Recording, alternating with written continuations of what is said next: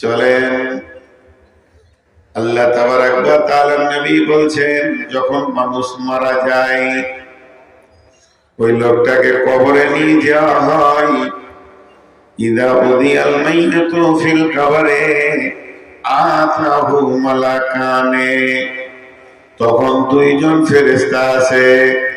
ফায়াকুলানে, তারা দুজন বলে, মান রব্বুকা মা দীনুকা ওয়া মান নবিয়ুকা, তোমার রব কে, তোমার দিন কি এবং তোমার নবী কে।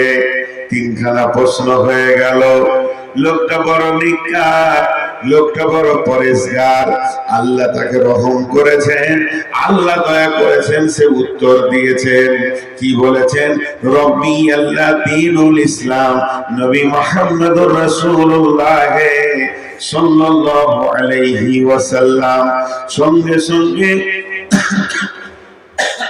ওই লোকটার জন্য, যে লোকটা ঠিক ঠিক উত্তর দিয়ে দিল, তার জন্য জাহান্নামের দরজাটা খুলে দেওয়া হবে।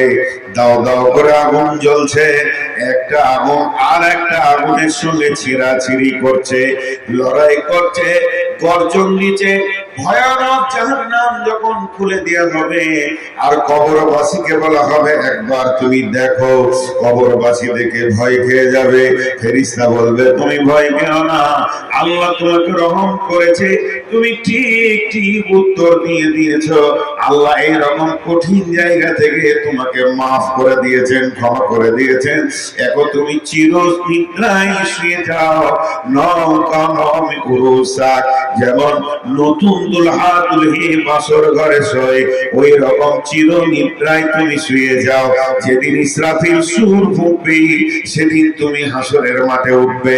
পক্ষান্তরে যে লোকটা ঠিক উত্তর দিতে পারবে না, যে বলতে পারবে না, মান রব্বুকা, হা আল্লাহ আদেরি, আয় আমি কিছুই জানি না, আল্লাহ আদেরি, আমি কিছুই জানি না, আমি এটা বুঝি না, মা দীনুকা, তোমার দিন কি আমি বুঝি না, মান রব্বুকা মা দীনুকা ওয়া নবিয়ুকা, আমি বুঝি না। যখন কোনো উত্তর দিতে পারবে না, জান্নাতের দরজাটা খুলে দেয়া হবে। খুলে দেওয়ার পর বলা হবে, হতভাগা বদনসিব, তুই একবার জান্নাতের দিকে তাকিয়ে দেখ, কত সুখময় জায়গা। কারণ তুই বদমাশি করেছিস, এর জন্য রব তোর উপরে রেগে গেছে।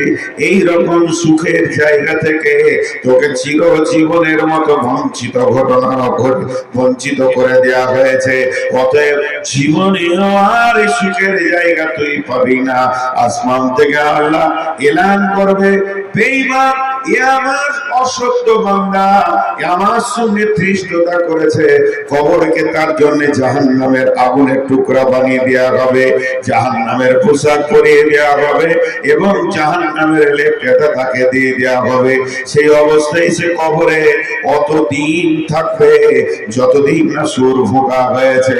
বন্ধুরা আমার, বিশ্ব নবীর বিবি আম্মা জান আয়েশা রাদিয়াল্লাহু তাআলা আনহা বাড়িতে আছেন। এমন সময় একটা ইহুদি মহিলা আসলেন ভিক্ষা করার জন্য। বিশ্ব নবী বাড়িতে নাই। আম্মা জান আয়েশাকে এসে বলেন, মা আয়েশা, যদি কোনো খাবার থাকে, যদি তোমার কাছে কিছু থাকে তো আমাকে দাও। আম্মা জান আয়েশার কাছে কিছুই ছিল না, মাত্র 2টি খেজুর ছিল।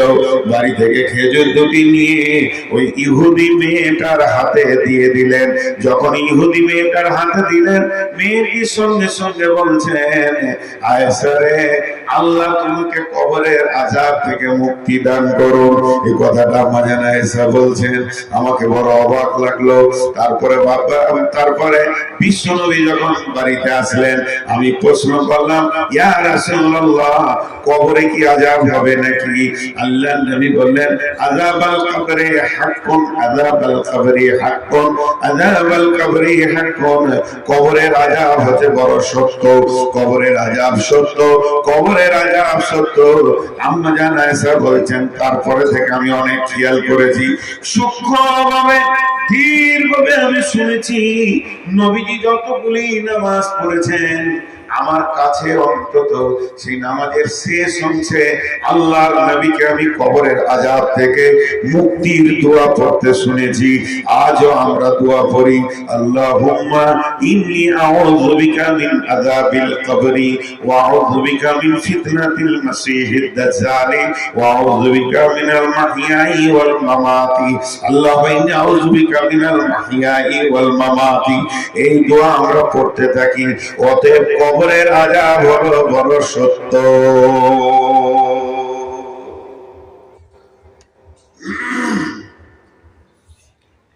মাটি মাটি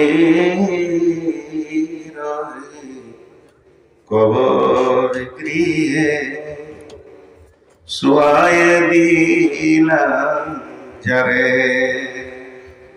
মাটি মাটির ওই কবর গৃহে শুয়ায়ে দিলাম যারে। ডাকলেও শত কেউ কখনো আসবে না মাটির বিছানা ছেড়ে। মাটির কবর গৃহে শুয়ায়ে দিলাম যারে। নবীর যেদিন তুমি ডাক দেবে মোরে, তোমার শীতল কোলে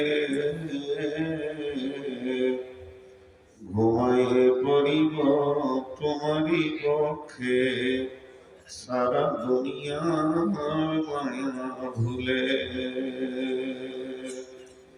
তুমি পেতে দেবে হাই ধুলির আসন, জানাবে আদর কত তোমারই মাটিতে ঘুমায়ে পড়িব চিরজন্মের মতো। রবে না সেদিন পিতার আদর, মাতার স্নেহের কোল, বন্ধু স্বজনে ব্যথা অনুভূতি, শিশুদের কলরব। প্রিয়তমা আর দেবে না মুখে সোহাগ মাখা চুম। ঘুমানোর পালা আসিবে যেদিন নির্ঝুম। ধরণীর বুকে যত আশা আর চিনু সম্পদ যত, তোমারই মাটিতে মিশায়া যাবে হায় আমার দেহের মতো। একটি সকাল একটি বিকাল কাটেনি যাদের ছাড়া, ভাবিতে পারিনি কেমনেতে হাই পর হয়ে যাবে আজ তারা। যেমনি একা একই আসিনি ভাবে একা একই যাব, বিদায়ী কালে পথের সাথী কোথায় পাব। তুমি মোর সাথী চিরজনমের, অবকবর গাহের মাটি। দুনিয়ার সব মায়ার পেছনে তোমারে জেনেছি খাঁটি, অবকবর গাহের মাটি।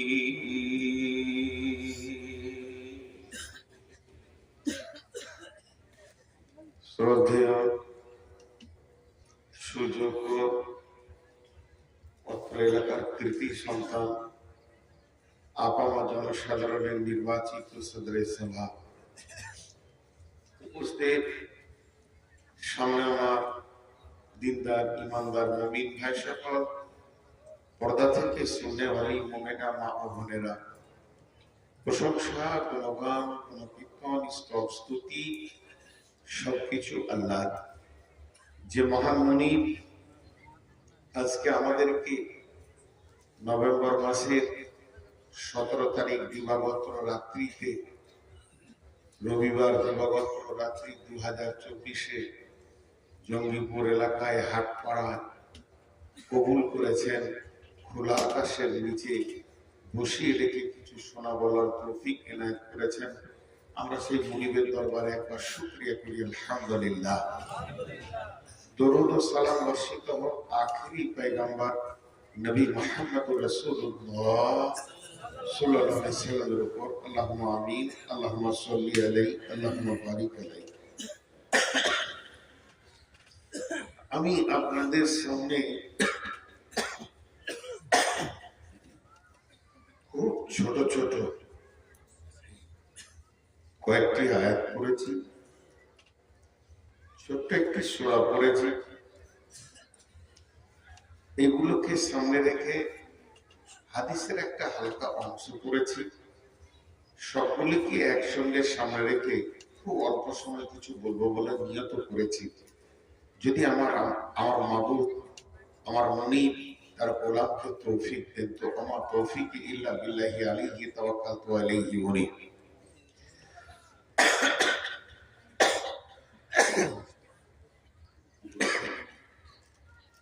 আমি বক্তব্য শুরুর আগে আপনাদেরকে কিছু বলবো, এরকম আমার কাছে আর ভাষা নেই, শেষ হয়ে গেছে। যেভাবে নীরব বসে আছেন, আলহামদুলিল্লাহ, শুকরিয়া। শুধু এতটুকুই বলবো, খুব সুন্দর বসেছেন, আর কিছু বলার নাই। তারপরও বলছি, মনে হচ্ছে পেছন দিকে দু একটা গ্রুপ গ্রুপ ভাগ বেড়েছে। যদি আপনারা একটু সামনের দিকে জমে যেতেন, ব্যাস। আর কিছু আবদার আপনাদের কাছে আমি রাখছি না। আজকের বক্তব্যের বিষয়বস্তু হচ্ছে কবর। কবর, কবরকে কবর বলা হয়েছে এবং হাদিসের পরিভাষায় একে আলামে বারজাখ বলা হয়েছে। কবর একটা জায়গা, কবরে সবাইকে যেতে হবে। এবারে আপনার একটা প্রশ্ন থেকে যাবে, মুসলিমদের কবর হয় বর্গীদের সোজা করে পুঁতে, খ্রিস্টানদের পূর্ব পশ্চিমে সমাধি বলে তারা, আবার আমাদের মতনই মানুষ এক শ্রেণী আছে যারা পুড়িয়ে দেয়, কেউ পুঁতে দেয়, কেউ গঙ্গাতে ভাসিয়ে দেয়, আবার অনেককে মার্ডার করে পুঁতে দেওয়া হয়েছে, অনেককে গুম করে দেওয়া হয়েছে, যার কোনো খবরই পাওয়া যাচ্ছে না। তারপরে বহুকে হাঙ্গরে খেয়েছে, সুন্দরবনে বাঘে অনেক মানুষকে খেয়েছে। এদের কবর কখন হবে? এই জন্যে তখন কবর শব্দটা বাদ দিয়ে আলামে বারজাখ বলা হয়েছে। আলামে বারজাখ কোনটা? মৃত্যুর পর, কিয়ামতের আগে, এই সময়টাকে বারজাখ বলা হয়েছে। মৃত্যুর পর এবং কিয়ামতের আগে, মৃত্যুর পর কিয়ামতের আগে। এবং যে প্রশ্ন তিনটে করা হবে, মান রব্বুকা, মা দীনুকা, ওয়া নবিয়ুকা, এই তিনটে প্রশ্ন শুধু মুসলিমদের জন্য পার্টিকুলার নয়, প্রত্যেকটি মানুষ মৌলিক এ প্রশ্ন আল্লাহ তার কুদরত দিয়ে, তার ফেরেশতা দিয়ে করিয়ে নেবেন, তাতে সে যে কোনো জাতি হোক না কেন। এখন আমি মুসলিম সমাজের ভিতরে বক্তব্য রাখছি বিধায় আপনাদেরকে কেন্দ্র করে বেশ কিছু কথা বলবো। কবরের কোনো সেকশন নেই, কবরের কোনো সেকশন নেই, গ্রুপ নেই, যেতে হবে। কবর এমন একটা জায়গা, যেমন জান্নাতে গুনাহগার যাবে না, মুশরিক যাবে না, মুনাফিক যাবে না, জাহান্নামে ঈমানদার যাবে না। জাহান্নামে এবং জান্নাতের গ্রুপ আছে। আল্লাহ রহমতের ছায়া, যেটা স্বাভাবিক আমরা বাংলা ভাষায় বলে থাকি আবাসের ছায়া, সেখানে বেঈমানরা যাবে না, ঈমানদাররা যাবে। এর মধ্যে গ্রুপ আছে। ঠিক ওই রকম পৃথিবীতে যে আমরা বেঁচে রয়েছি, তার মধ্যে গ্রুপ ভাগ রয়েছে। আমি হিন্দু, আমি মুসলিম, আমি জৈন, আমি খ্রিস্টান, আমি বৌদ্ধ, আমার এটা নীতি, আমার এটা নীতি, আমার এটা নীতি। কিন্তু কবর এমন একটা জায়গা, এর কোনো গ্রুপ নাই, এর কোনো সেকশন নেই। আপনার ঈমানদার যাবে কবরে, বেঈমান যাবে কবরে, চুরি করে সে যাবে কবরে, লুচ্চা যাবে কবরে, নামাজি যাবে কবরে, পরেশগার যাবে কবরে, তাহাজ্জুদ পড়নেওয়ালা যাবে কবরে, চোর যাবে কবরে, লুচ্চা লম্পট বেপরদা সেও যাবে কবরে, বেনামাজি সেও যাবে কবরে, তার লুডু দাবা তাস খেলনেওয়ালা জুয়ারি মাতাল সুদারু সব যাবে কবরে, ইমানদার পরেশগার সব যাবে কবরে।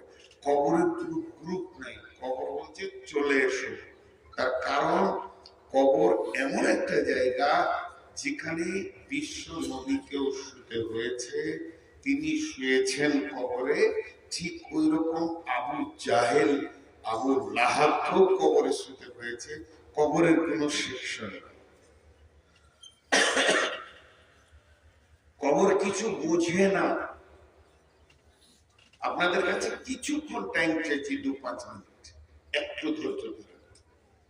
কবর এমন একটা জায়গা যেখানে বিশেষ করে আজকের সভাতে যারা আমরা আছি, আমাদেরকে যেতেই হবে, যেতেই হবে। এই কথাটা 2 মিনিটের জন্য একটু জমা খাতায় রাখেন। আর একটা কথা আপনাদের সামনে বলি, খুব বিড়ম্বনা, খুব বিড়ম্বনা, একটা অসহ্যনীয় কথা। সেটা কেমন? ধরেন আপনাকে যদি বলি জঙ্গিপুর চলেন, আপনি আমার সামনে রেগে পছন্দ করলেন আমি জঙ্গিপুর এখন 1 সপ্তাহ যাব না। আপনি জিদে আছেন, আমি জীবনে জায়গাটা পা দিব। বহরমপুর যাচ্ছেন, লালগোলা যাচ্ছেন, কিন্তু ওখানে যাচ্ছেন, কসম করেছেন, সম্ভব। আপনি যদি মনে করেন যে আমি জীবনে বহরমপুরে পা দিব না, আল্লাহর কসম করছি, সম্ভব। এইভাবে কিছু জায়গা আছে যেগুলো আপনি আমি যেতে চাইব না, তো সম্ভব। কিন্তু আপনি যদি বলেন আমি কবরে যাব, অসম্ভব। এটা এমন একটা বিড়ম্বনা, প্রতিদিন আমরা কবরের দিকে দ্রুত গতিতে আগাচ্ছি, দ্রুত গতিতে, হালকা করে নয়, হেঁটে নয়, টুকটুক করে নয়, ধীরে ধীরে নয়। প্রতিদিন যতগুলি মানুষ আপনি আমি বসে আছি, ইভেন আমিও, আমি আমাকে ধরে বলছি, প্রতিদিন কবরের দিকে আগাচ্ছি। গতকালকে আমার বয়স ছিল কত? 53, আজকে হলো 54, কালকে হবে 55, পরশু হবে 56। এইটা রুখে দেওয়ার কারো ক্ষমতা নেই। যখন আপনার এলাকায় আমি প্রথম জলসা করি, তখন একটা সাদা ছিল না, একটা সাদা ছিল না। এখন কালোর ভাগটা কমে এসেছে। আর 2 বছর যদি আল্লাহ বাঁচিয়ে রাখে, একটা কালো পাবেন না। মানে ধীর গতিতে আল্লাহ আমাদেরকে একটা জায়গায় নিয়ে যাচ্ছে।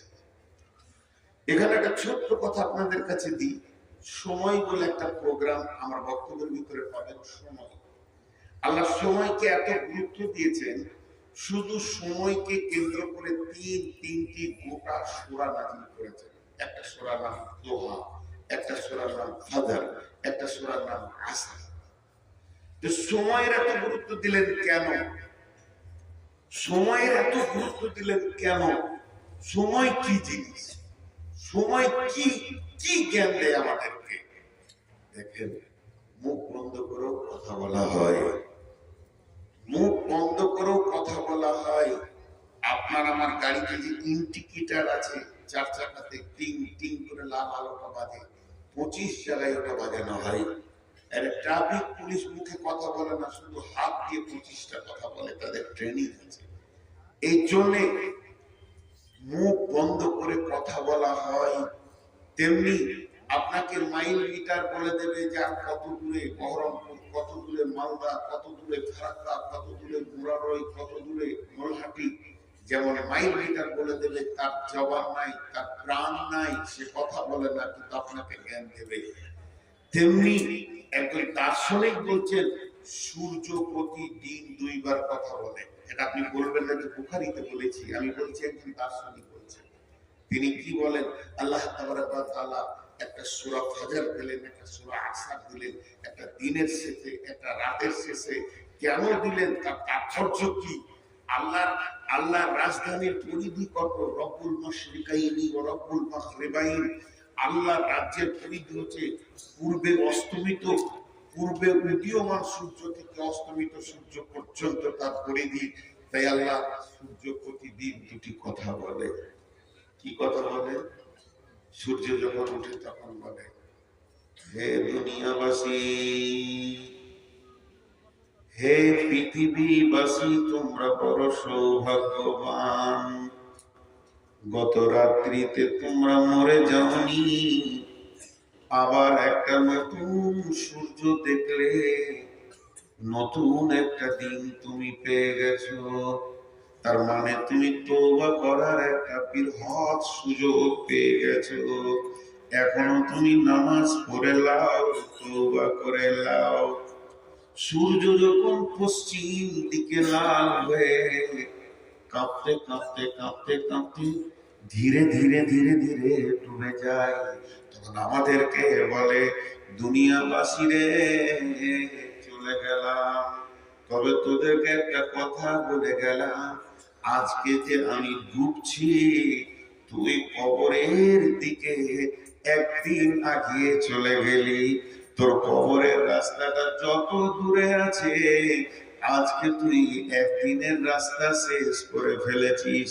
অতএব এই গভীর রাত্রিতে অন্ধকারের ভিতরে মাবুদের দরবারে তুই কেঁদে নে, তোর দিকে কবর যেন তত্তর তত্তর করে আগিয়ে আসছে।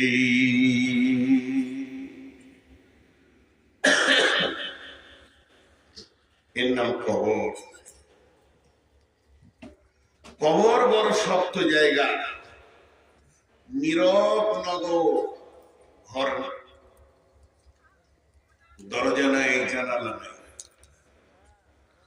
হাদিও জামান বলেন, এটা একটা দার্শনিকের কথা, মাটি প্রতিদিন তোমাকে 10 খানা কথা বলে। আমি আবার বলছি, বুখারী মুসলিম নয়, এটা একটা ফিলোজফারের কথা, দার্শনিকের কথা। মাটি বলে, হে মানুষ, তুমি আমার বুকে হাঁটছো, আমার ভিতরে ঢুকতে হবে। হে মানুষ, তুমি দিবালোকে আছো, অন্ধকারে তোমাকে যেতে হবে। হে মানুষ, তুমি জনসমুদ্রে আছো, নির্জনে তোমাকে যেতে হবে। হে মানুষ, তুমি আমার উপরে খাচ্ছ ফল, বড় বড় ফ্রুট, একদিন তোমাকে আমার মাটি পোকামাকড় তিলে তিলে খাবে। হে মানুষ, তুমি পৃথিবীর মুখে অহংকার নিয়ে হাঁটছো, একদিন আমার ভিতরে তোমাকে অহংকারকে চুরমার করা হবে। হে মাটি, হে মানুষ, তুমি যে দেহের গৈরব নিয়ে হাঁটছো, হে মহিলা, তুমি যে দেহের গৈরব নিয়ে হাঁটছো, এই দেহটা একদিন আমার পেটের ভিতরে লন্ড ভন্ড হয়ে খন্ড খন্ড হয়ে পচে যাবে। হে মানুষ, তুমি বড় হুঁশিয়ার, আমার কাছে তোমাকে আসতেই হবে। আমি হলাম অন্ধকার ঘর, আমি হলাম নির্জন ঘর, আমি হলাম আলোবিহীন ঘর, যেখানে তোমার বিছানা নাই। আজকে তুমি গদিতে রাত্রিতে শুছো, কালকে তোমাকে মাটির উপরে নিথর দেহ তোমার পরে থাকবে। আমার নাম কবর। আজকে তুমি আমার উপরে অহংকার করছো, একদিন আমার ভিতরে তোমার অহংকারকে চুরমার করে চূর্ণ বিচূর্ণ করা হবে। আপনারা দুজন কি দাঁড়িয়ে থাকার টেন্ডার নিয়েছেন? জালসাতে আমরা অন্তত দাঁড়িয়ে থাকবো, নাহলে দাঁড়িয়ে থাকা লোক হয়ে যাবে না, জালসাটা বেশি বসেন। এই বসেন, ওই গাছতলা নিচে যে কটা বসেন না, ওইখানেই বসছেন। খালি আমি দর্শন কথা কথা বলে নি, তারপর আমি আয়াতের দিকে যাবো ইনশাআল্লাহ। এর নাম কবর, এর নাম কবর। ভাইরা, কবরে যাব না, চলবে না। বিশ্বনবী বলছেন, আমরা সালাম দিলাম আপনাদের সামনে, আমি বললাম আসসালামু আলাইকুম, আপনারা উত্তরে বললেন ওয়ালাইকুম আসসালাম। কিন্তু বন্ধুরে, মসজিদে যদি কেউ না থাকে তো সালাম দেন, কারণ আল্লাহর ফেরেশতা আছে, এমন লোক ফেরেশতা ওখানে নিয়োজিত আছে যারা রুকু সাজদায় উপরে রয়েছে, সালাম দেন। আর একটা জায়গায় বলেছেন নবী, তুমি সালাম দিয়ে উত্তরের অপেক্ষা করিও না, ওখানে সালামটা দোয়াতে পরিণত হয়ে যায়। ওখানে সালামটা আর সালামে থাকে না, পৃথিবীতেও সালাম দেওয়াটাও দোয়া দেওয়া। যখন তুমি কবরে যাবে, গোরস্থানে যাবে, তখন তুমি বলো আসসালামু আলাইকুম ইয়া আহলাল কবরি ইয়াগফিরুল্লাহু লানা ওয়া লাকুম ওয়া আনতুম সালাফুনা ওয়া নাহনু বিল আসরি। আসসালামু আলাইকুম, শান্তি বর্ষিত হোক তোমাদের উপরে, ইয়া আহলাল কবরি, যত তোমরা কবরবাসী রয়েছ, মৃত্যু ব্যথিত প্রাণ, তোমাদের উপরে আল্লাহর শান্তি বর্ষিত হোক। ইয়াগফিরুল্লাহু লানা ওয়া লাকুম, আল্লাহ আমাদেরকেও যারা জীবিত রয়েছে ক্ষমা করে দেন। তোমরা যারা নীরব নগরে নিথর দেহ শুয়ে আছো, তোমাদেরকেও যেন আল্লাহ ক্ষমা করে দেন। শেষকালেটা বলছেন ও নাহনু, আর শেষকালে বলছেন ইয়াগফিরুল্লাহু লানা ওয়া লাকুম ওয়া আনতুম সালাফুনা ওয়া নাহনু বিল আসরি। এটা দোয়া নয়, এটা হলো আখিরাতের স্মরণের কথা। হে বন্ধু, তোমরা আগে এসেছো, যে জায়গায় তোমরা এসেছো এই জায়গার টিকিট আমাদেরও কাটা আছে। তোমার আগের ট্রেনের রিজার্ভেশন ছিল, তাই তুমি আগে পৌঁছে গেছো, আমরাও পেছনে পেছনে এই জায়গায় এসে পৌঁছাবো।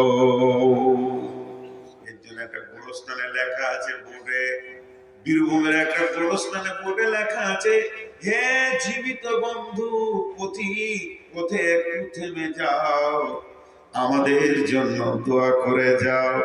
কোন বুদ্ধিমান লিখেছে বড় দামি কথা, হে চলতি পথে পথিক, একটু থেমে যাও, আমাদের জন্য একটু দোয়া করে যাও। আজকে তোমরা যেখানে, গতকাল ছিলাম আমরা সেখানে, আজকে আমরা আছি যেখানে, আগামীকাল আপনি আসবেন সেখানে, এর নাম হচ্ছে কবর। আল্লাহ কয়েকটা আয়াতে ছোট্ট করে কথা বলেছেন। বিসমিল্লাহির রহমানির রহিম, মিন আই শাইইন খলাকাহু, মিন নুতফাতিন খলাকাহু ফাকাদ্দারা, সুম্মা সাবিলা ইয়াসসারা, সুম্মা আমাতাহু ফাআকবারা। কয়েকটা কথা চটচট করে বলে দিয়েছেন। মিন আই শাইইন খলাকাহু, আমি কতটা কন্ট্রোলার, মাউসটা আমার হাতে রয়েছে। বিশ্ববাসীরে, আমি তোমাকে বানিয়েছি এমন একটা জিনিস দিয়ে, মিন নুতফাতিন খলাকাহু ফাকাদ্দারা, তোমাকে আমি নুতফা দিয়ে বানিয়েছি, বীর্য দিয়ে বানিয়েছি। শেখ সাদি আলাইহির রাহমা বলছেন, নিহাদাল্লাহ আলে ফিরোজ দারসুল বেসান, কুলেলা লে দারসা কে ফিরোজ রান, আদিমে জামিল সুফরা ইলমে দোস্ত, যে দুশ্মন বাড়ি খাঁচে লাগি রে দোস্ত। আল্লাহ তাবারাক ওয়া তাআলা কত বড় শিল্পী, তিনি এত বড় শিল্পী। গাছটা সবুজ, গাছের ডাল সবুজ, গাছের পাতা সবুজ, গাছের বৃত্তি সবুজ, কিন্তু ফুলটা হলো লাল। হে আমার মাবুদ, তুমি কেমন শিল্পী, কোন তুলি দিয়ে লাল কালিটা মেরেছো, সবুজ কালিটা মেরেছো, ফুলকে নানা রকম বানিয়েছো। শুধু তাই নয়, মায়ের পেটে দুইখানা পানি দিয়ে সুন্দর সুন্দর মানুষের অবয়ব তুমি দিয়েছো। তুমি কত বড় শিল্পী, তুমি পানির উপরে সুন্দর চেহারা রূপ বানাতে পারো। তাই আল্লাহ তাবারাক ওয়া তাআলা বলছেন, মিন আইয়ি শাইইন খলাকাহু, মিন নুতফাতিন খলাকাহু ফাকাদ্দারা, তোকে আমি পানি দিয়ে সুন্দর অবয়ব বানালাম। সুম্মা আমাতাহু ফাআকবারা, যে আল্লাহ তোকে বানিয়ে বানিয়েছি ওই আল্লাহ আমি তোকে মারবো, আর মারার পরে পরেই তোকে আমি কবরে পৌঁছে দিব। যে মাটি দেখে তোকে বানালাম ওই মাটিতেই তোকে আমি পৌঁছে দিব। বিসমিল্লাহির রাহমানির রাহিম। মিনহা খালাকনাকুম ওয়া ফিহা নুঈদুকুম ওয়া মিনহা নুখরিজুকুম তারাতান উখরা। আমি তোকে মাটি থেকে বানালাম, ওই মাটিতেই শায়িত করব, সেই মাটিতেই তোকে একদম মিসমার করে শেষ করে দিব। আবার ওই মাটি থেকেই তোকে বানাবো, তারপরে তোকে আমি সেই জায়গায় দাঁড় করাবো যেটা হলো হিসাবের জায়গা। এর নাম হচ্ছে কবর। এর নাম কবর। জি, আমরা কবরকে ভুলে গেছি। উদাসীন উদাসীন উদাসীনতা আমাদেরকে ভুলিয়েছে। সারাদিন ওই চারটাকে বসিয়ে দিয়েছো, মাথায় এক কিল করে মারবে, যাও আস্তে আস্তে করে করে জোরে দিও। দেখছে সবাই বসে গেছে, তা আমি কেন বসে? আমি তো বিয়াদব নম্বর 1, আবার গাছতলায় গিয়ে দাঁড়াচ্ছে। জি, আপনারা হাসবেন না। কবর একটা এমন জায়গা, শুধু আজকে কবরের উপরে কয়েকটি কথা বলবো।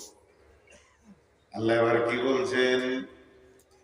বিসমিল্লাহির রহমানির রহিম। আফালা ইয়ালামু ইযা বুসিরা মা ফিল কুবুর ওয়া হুসিলা মা ফিস সুদূর। তুমি কি জানো না কবরের ভিতরে কি সাইত আছে? এবং যেদিন পৃথিবীর বুককে খুলে দিয়ে এগুলোকে উদীয়মান করা হবে, সমস্ত ইলমটা কার কাছে আছে? আমার আল্লাহর কাছে আছে। কবর আমরা লাখ লাখ কবর দেখলাম, এই কবরের ভিতরে কে সাইত আছে? জান্নাতি আছে না জাহান্নামী আছে, দোজখী আছে না পরেজগার আছে? আমাদের শুধু রেখে আসা কাজ, আমরা হাত দুটি ধরে এই মোর হাতে কোদাল ধরিয়া কঠিন মাটির তলে গাড়িয়া দিয়াছি কত সুনামো নয় চোখের জলে। মাটিরে আমি বড় ভালোবাসি, মাটিতে মিশাইয়াবো। আয় আয় দাদু গলা গলি ধরি, কেঁদে যদি হয় শোক, সেই কবরে কতজনকে নামিয়ে দিলাম। আর আমার আল্লাহ বলছেন আফালা ইয়ালামু ইযা বুসিরা মা ফিল কুবুর। আফালা ইয়ালামু ইযা বুসিরা মা ফিল কুবুর। কবরে কাকে পৌঁছানো হয়েছে তুমি কি জানো? তোমার কি জানা আছে এই কবরের ভিতরে কে রয়েছে? ওয়া হুসিলা মা ফিস সুদূর। এবং তার দিলকে খুলে দেওয়া হয়েছে। দিলের ভিতরে কি আছে না আছে সমস্ত ইলমের মালিক আল্লাহ। সেই আল্লাহ বলছেন ওয়াইদাল কুবুর বুসিরাত। এমন একটা দিন আসবে সেদিন কবর থেকে সবগুলোকে বের করা হবে, একটাও কবরে থাকবে না।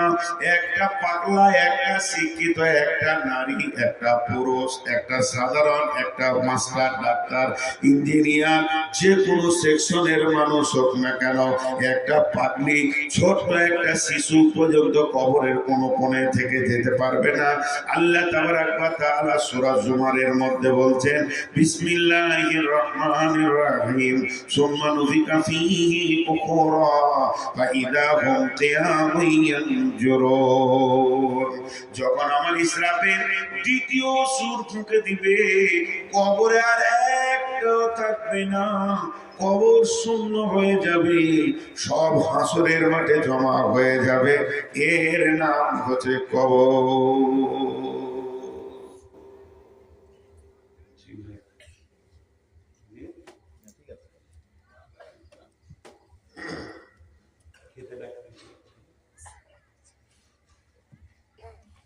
জি, দুটি এবার কথা বলি।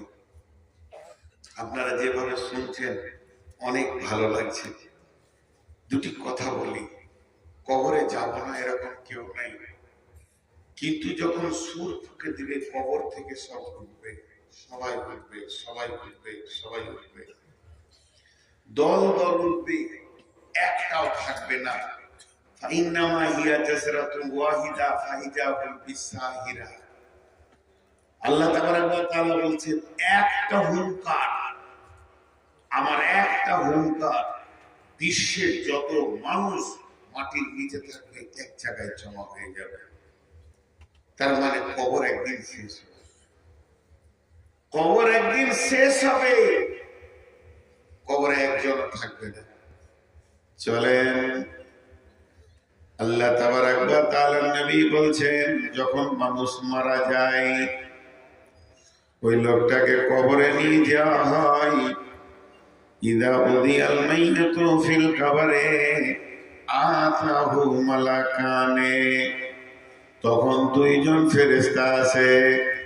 ফায়াকুলানে, তারা দুজন বলে, মান রব্বুকা মা দীনুকা ওয়া মান নবিয়ুকা, তোমার রব কে, তোমার দিন কি এবং তোমার নবী কে।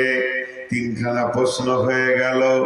লোকটা বড় নিকার, লোকটা বড় পরেশগার, আল্লাহ তাকে রহম করেছেন, আল্লাহ দয়া করেছেন, সে উত্তর দিয়েছেন।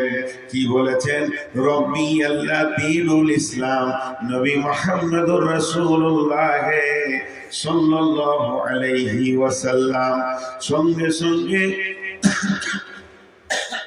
ওই লোকটার জন্য, যে লোকটা ঠিক ঠিক উত্তর দিয়ে দিল, তার জন্য জাহান্নামের দরজাটা খুলে দেওয়া হবে। দাও দাও করে আগুন জ্বলছে, একটা আগুন আর একটা আগুনের সঙ্গে ছিঁড়াছিঁড়ি করছে, লড়াই করছে, গর্জন দিচ্ছে। ভয়ানক জাহান্নাম যখন খুলে দেওয়া হবে, আর কবরবাসীকে বলা হবে, একবার তুমি দেখো। কবরবাসী দেখে ভয় খেয়ে যাবে। ফেরেশতা বলবে, তুমি ভয় পেও না, আল্লাহ তোমাকে রহম করেছে, তুমি ঠিক ঠিক উত্তর দিয়ে দিয়েছো। আল্লাহ এইরকম কঠিন জায়গা থেকে তোমাকে মাফ করে দিয়েছেন, ক্ষমা করে দিয়েছেন। এখন তুমি চির নিদ্রায় শুয়ে যাও। নৌকা নমি উরুসাক, যেমন নতুন দুলহা দুলহি বাসর ঘরে শোয়, ওই রকম চির নিদ্রায় তুমি শুয়ে যাও। যেদিন ইসরাফিল সুর ফুঁকবে, সেদিন তুমি হাসরের মাঠে উঠবে। পক্ষান্তরে যে লোকটা ঠিক উত্তর দিতে পারবে না, যে বলতে পারবে না, মান রব্বুকা, হা আল্লাহ আদেরি, আয় আমি কিছুই জানি না, আল্লাহ আদেরি, আমি কিছুই জানি না, আমি এটা বুঝি না। মা দীনুকা, তোমার দিন কি আমি বুঝি না। মান রব্বুকা মা দীনুকা আমার নবিয়ুকা, আমি বুঝি না।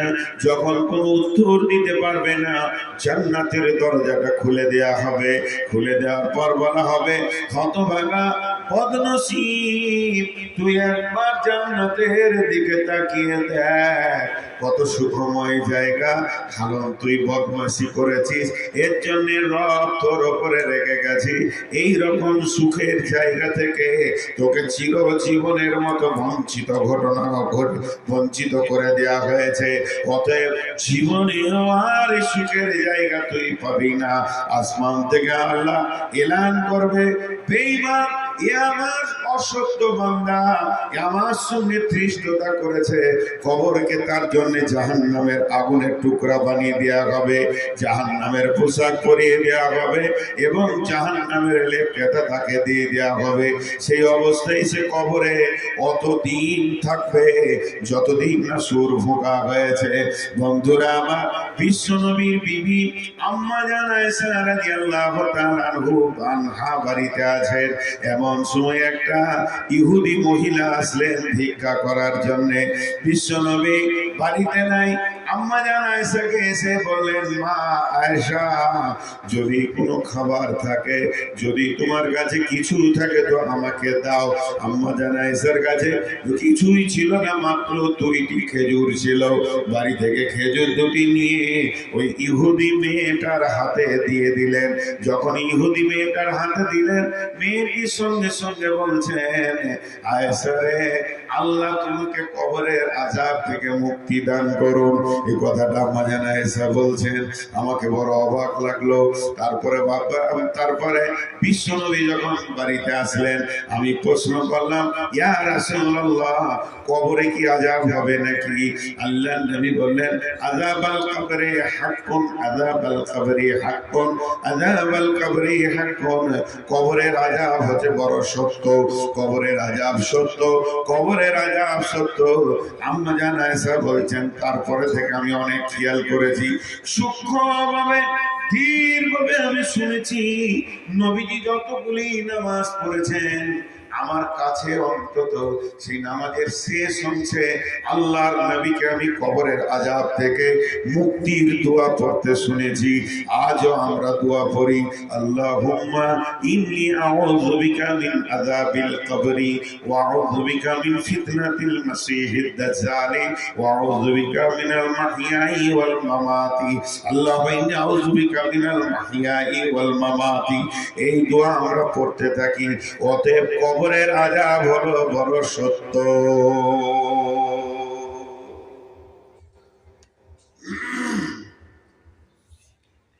মাটি মাটি কবর গৃহে শুয়ায়ে দিলাম যারে। মাটি মাটির ওই কবর গৃহে শুয়ায়ে দিলাম যারে। ডাকলেও শত কেউ কখনো আসবে না মাটির বিছানা ছেড়ে। মাটির ওই কবর গৃহে শুয়ায়ে দিলাম যারে। নবী রাসূল সাহাবা ইমাম আল্লাহর ওলি যত আছেন শুইয়া কবর গৃহে লক্ষ কোটি শত। ডাকলে শত কেউ কখনো আসবে না মাটির বিছানা ছেড়ে। মাটির ওই কবর গৃহে শুয়ায়ে দিলাম যারে। ভাইয়া, আমাদের দেশটার নাম ভারত। আমাদের দেশে সাথে কয়েকটা দেশের বর্ডার মিলে আছে। মায়ানমারের সঙ্গে আছে, বাংলাদেশের সঙ্গে আছে, চীনের সঙ্গে আছে, নেপালের সঙ্গে আছে, ভুটানের সঙ্গে আছে, পাকিস্তানের সঙ্গে আছে। এতগুলি দেশ আমাদের দেশের প্রতিবেশী। মন দিয়ে শুনে উদাহরণ,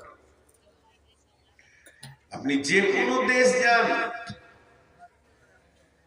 যে কোনো দেশ যান, ধরেন আপনি বাংলাদেশ যাবেন কিংবা বাংলাদেশের লোক ইন্ডিয়া আসবে, তো মাঝে আছে বর্ডার। ওই বর্ডারে আছে কাস্টম। কাস্টম কি করে? ইমিগ্রেশন করে, চেক চেক। কাস্টমের কাজ হলো চেক করা, গোটা বডি চেক করবে। কাস্টম এমন একটা চাকরির নাম, তাদের এতটাই পাওয়ার আছে যে দেশের প্রধানমন্ত্রীকেও 24 ঘন্টার জন্য তারা চেক আপে নিতে পারে। আমি মৌলানা সাহেব, আমি হাজি সাহেব, আমি গাজী সাহেব, আমি প্রধানমন্ত্রী, আমি রাষ্ট্রপতি, কাস্টমের কাছে চলবে না। কাস্টম গায়ে হাত দিয়েও চেক করতে পারে। এই মহিদীপুর বর্ডারে পার হন, হিলি বর্ডারে পার হন, দেখবেন একটা আলাদা রোম আছে। যদি সন্দেহ করে তো আপনার কাপড় খুলে চেক করবে। মহিলাদেরকে রোমের ভিতরে নিয়ে গিয়ে মেয়ে পুলিশে চেক করছে। এটা বলে ইমিগ্রেশন। কেন? বাংলাদেশ থেকে যেসব লোকগুলো ইন্ডিয়ায় আসছে ওদেরকে চেক করছে, লোকটা ভালো না লোকটা খারাপ, খারাপ হলে সেই স্থান, ভালো হলে সেই স্থান। তো এই বর্ডারে যেমন চেক হয়, তেমনি দুনিয়াটা হলো ইহকাল, ইহ জগৎ, আর মরার পরে ওই দিকের জগৎটা হলো পরজগৎ।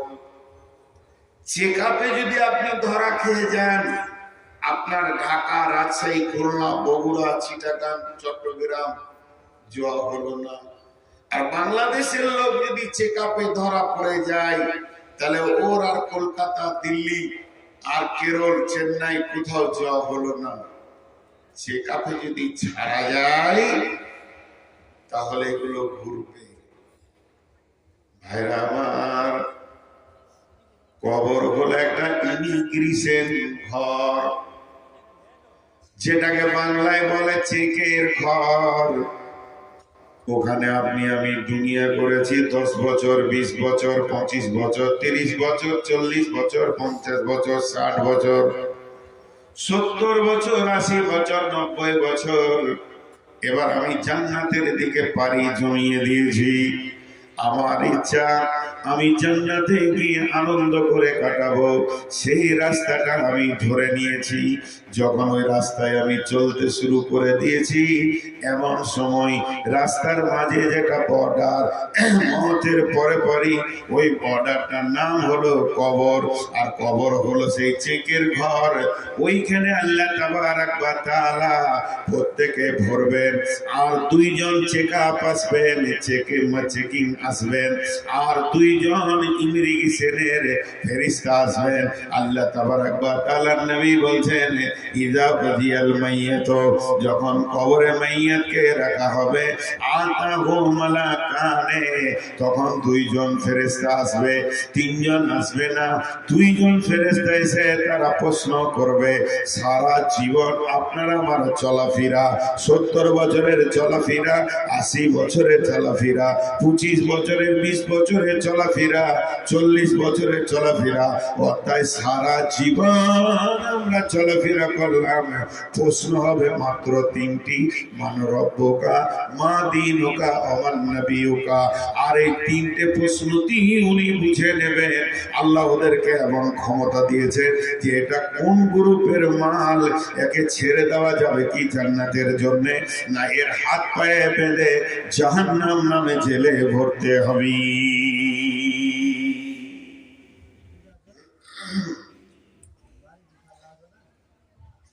জি ভাই, আপনারা উঠিয়েন না, বসেন বসেন। এখন সূরা তাকাসুরের তাফসীর শুরু করব 2 মিনিট নেওয়ার পর। তো ওইখানে সব ধরা খেয়ে যাবে, সব ধরা খেয়ে যাবে। সব থেকে চালাক কে? সব থেকে চালাক কে? যে বেশি সমাজে মিথ্যা কথা বলে। যদি কেউ সমাজকে ধোঁকা দেয় আর মিথ্যা কথা বলে, তো সমাজ ওর নাম দিবে চালাক। কিন্তু সব থেকে বড় চালাক ওই যে কবরের পুঁজিকে রেডি করেছে।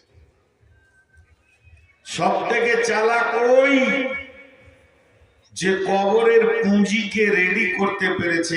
এর মতো চালাক আর কেউ নাই।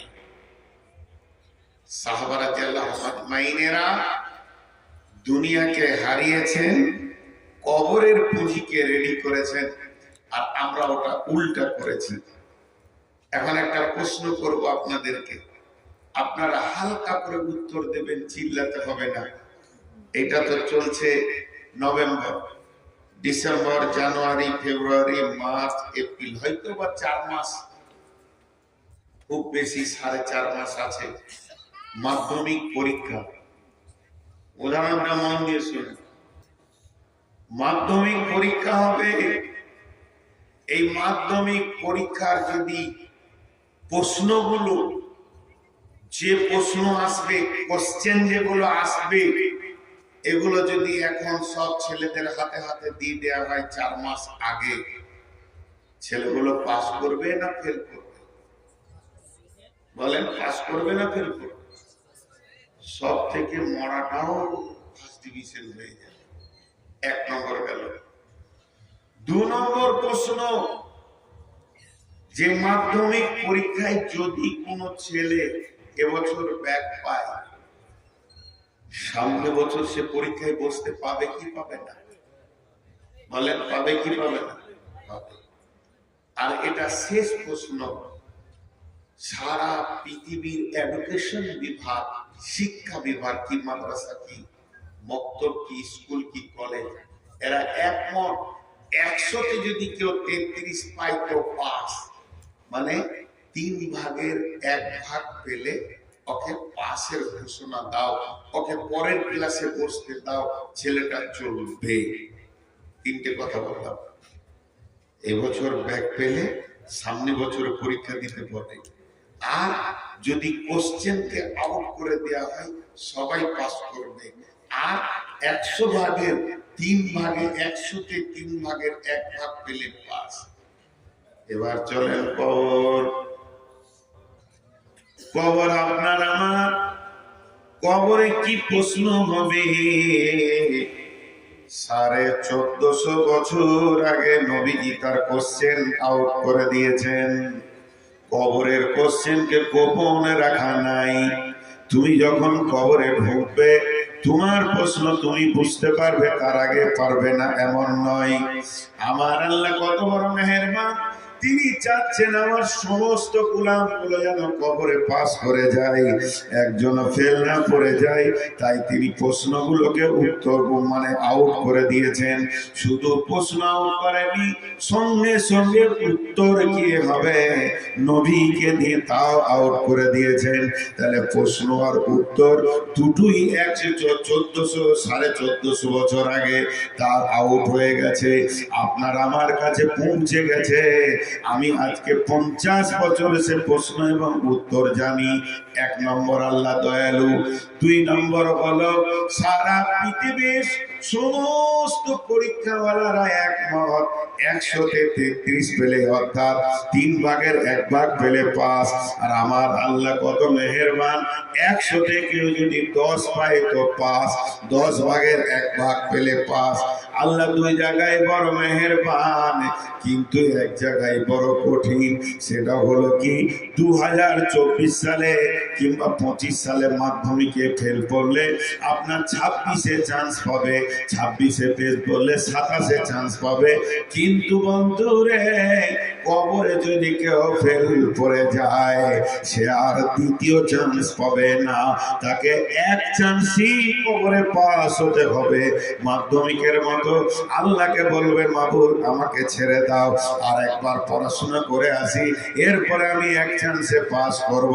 এই সুযোগটা কিন্তু কবরের বিষয়ে দেওয়া যাবে না, শুধুমাত্র দুনিয়াবি ক্ষেত্রে রয়েছে। অতএব বন্ধুরা আমার, এখানে আমরা যতজন বসে আছি আমরা সবাই পরীক্ষার্থী, আল্লাহর কলমে আমরা সবাই পরীক্ষার্থী। সামনে আমাদের মাধ্যমিক আসছে, অর্থাৎ কবর আছে। এমন কোন আল্লাহর বলিষ্ঠ বান্দা আছে সে বুকে হাত দিয়ে বলবে আমি কবরের প্রত্যেকটা প্রশ্নের উত্তর দিয়ে দিব?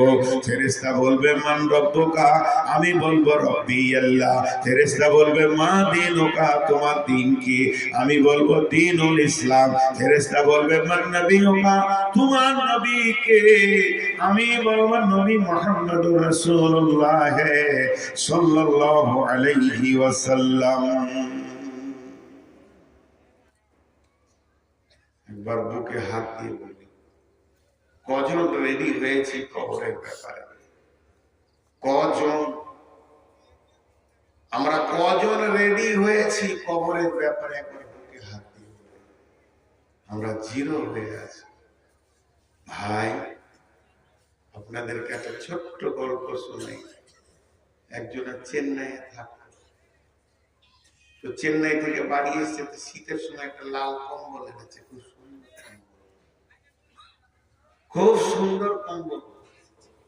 বেচারার ঘরটা টাকা, কোন রকম পাশের খাঁচা চাচা দিয়ে তৈরি করা, কম্বলটাকে চুরি করে নিয়েছে। ওর মন খারাপ, বিদেশ খাটতে গিয়ে নিয়ে এসেছি, 6-7 মাস পর বাড়ি এলাম, কম্বল চুরি হয়ে গেছে। তো বসে আছে গোরস্থানে, কবরস্থানে বসে। তোর চাচা সকালবেলায় জঙ্গিপুর হাট গেছে, তো দেখছে ভাতিজা গোরস্থানে বসে। কিরে খায় রোল কি হলো? বসে আছে। আবার বিকেলে হাট থেকে ঘুরছে, তো তাও দেখছে ওখানে বসে আছে। তোর চাচা ডাকছে, ভাতিজা শোন এদিকে আয়। কি হলো বেটা? চাচা সে কম্বলটা হারিয়ে কে চুরি করে নিয়েছে, আমার ঘর থেকে বের করে নিয়েছে, তালা চাবি তো নাই, গরিব মানুষ। তো ওখানে কি করছিস? গোরস্থানে মরা রাতে কম্বল চুরি করেছে। না তোর কম্বল চুরি হয়েছে, চায়ের দোকানে ওখানে লোক আছে, মরে যায় ওখানে বল। 5টা লোক যেখানে আছে সেখানে বল, কে নিয়ে এসেছি দাও। মরা লোকে কি কম্বল চুরি করে রে? খ্যাপা খ্যাপা। তখন বলছে আমি খ্যাপা নয়, তুমি খ্যাপা। আমি কেন খ্যাপা হবো? চাচা খ্যাপা তুমি। বলে কেন? বলে তারতেও হাত, ধরতেও হাত। তারতে হাত আর ধরতে হাত মানে বুঝেন?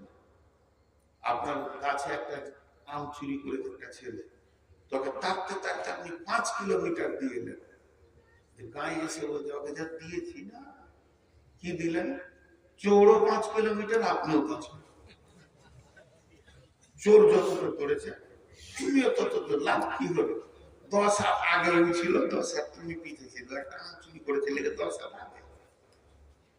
তো তারতেও হাত আর দৌড়তেও হাত, হাত লেগে যাবে দৌড়তে আর তারতে। তা আমি কেন চোরের পিছু করবো? আমি কি পাগল আছি? চাচা কম্বল নিয়ে যেখানেই যাবে যাক না কেন, আমি এমন একটা জায়গায় বসে আছি, এখানে ওকে আসতেই হবে। চোর যেখানেই যাক না কেন, এমন একটা মেন গেটে বসে আছি, আর এই গেটের মালিক হলেন আল্লাহ। আমি আল্লাহকে দরখাস্ত দিচ্ছি, মাবুদ আমার চোরটাকে তুমি কবরে ধরিও, ও আমার লাল কম্বলটা চুরি করেছে। এমন একটা গেটের মালিককে বলে গেছি, একটা ছুঁচো পর্যন্ত চুরি করে এ জায়গায় চেকআপে পার হয়ে যাবে, এরকম মাস্তান পৃথিবীতে তৈরি হয়নি। ইমাম সাহেব জুমার খুতবা দিচ্ছে, দুটো ফেরেশতা আসবে, দুটো ফেরেশতা আসবে।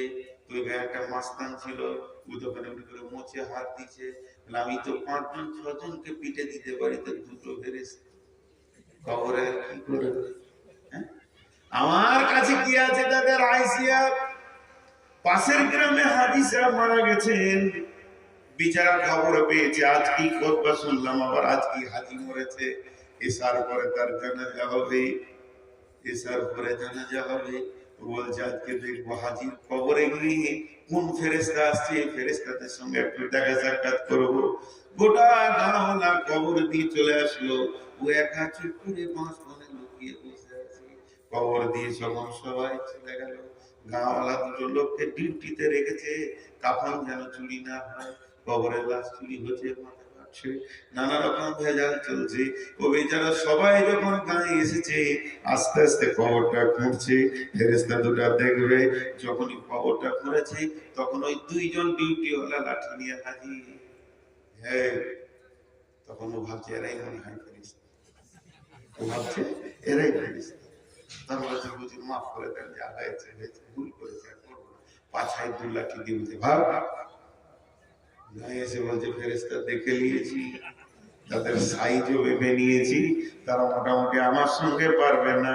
রব্বুল আলামিন বলছেন, রে বিশ্ববাসী শোন, আলহাকু মুত্তাকাসুর হাত্তা সুরতুল মাকাবির, কাল্লা সাওফা তা'লামুনা ثم كلا سوف تعلمون كلا لو تعلمون علم اليقين لترون الجحيم ثم لترونها عين اليقين ثم لتسألن يومئذ عن النعيم।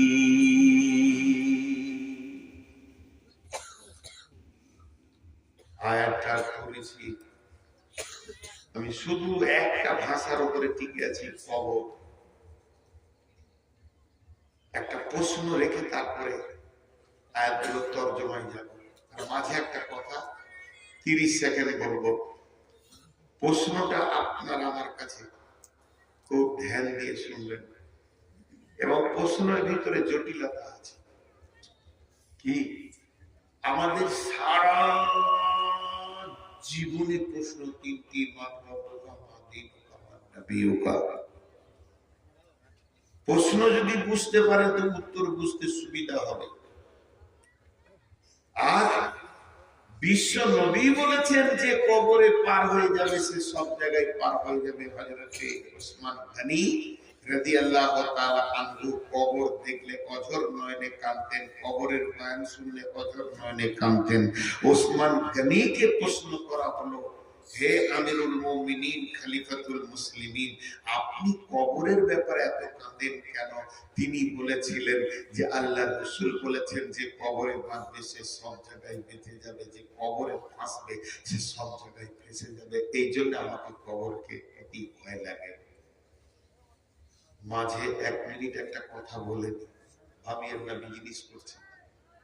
গারপুল বাকি, যেটাকে বাংলা ভাষায় সবাই আমরা জান্নাতুল বাকি বলছি, আসলে জান্নাতুল বাকি নয়, গারপুল বাকি। মদিনা মানববরাতে আছে, এটা মসজিদে নববীর বাম পাশে রয়েছে। ওখানে গিয়ে ওসমানের কবরটা যেদিন দেখতে গেলাম, সেদিন আমি মনে মনে ভাবছিলাম, হায় রে ওসমান, যে কবরকে তুমি ভয়ে এত কাঁদতে, আজকে সেই কবরেই নীরবে তোমাকে শুতে হয়েছে। কবর তোমার কান্নার জন্য মাফ করে দেয়নি। বন্ধুরা আমার, এর জন্য বলছি, ভালো মুআল্লিম যে মক্কা মদিনা ঠিক করে বোঝাতে পারবে, তার সঙ্গে হজ বা উমরা করবেন। হাত দুটো ধরে বলছি, পা দুটো ধরে বলছি, কম টাকায় দালালের পাল্লায় চলে যেন না, বরবাদ হয়ে যাবে, বাতিল হয়ে যাবে। অতএব বন্ধু, ওই কবরের ব্যাপারে সেদিন চিন্তা করেছিলাম, 10 থেকে 12,000 শহীদ শুয়ে আছে, তারা কবরে শুয়ে আছে। উহুদের প্রান্তে 70 জন সাহাবী, 13 জন সাহাবী বদরের প্রান্তে শুয়ে আছে। এদের ইতিহাস যে জানে না, তার সঙ্গে হজ উমরায় যেন না। আল্লাহর রাস্তে বলছি, যদি একবার খিদমত করার সুযোগ দেন, আমার সঙ্গে যাবেন, ইনশাআল্লাহ এগুলোকে বুঝিয়ে দিব। যে কবরের ব্যাপারে হযরত ওসমান অঝোর নয়নে কেঁদেছেন, ওই কবরে হযরত ওসমান দীর্ঘ লম্বা টাইম শুয়ে রয়েছেন। হযরত ওসমানকে কাঁদার জন্য কবর মাফ করে দেয়নি। বন্ধুরে আমার, শুনেলেন, সেই নীরব নগর কবর, ওই কবরে প্রশ্ন হবে,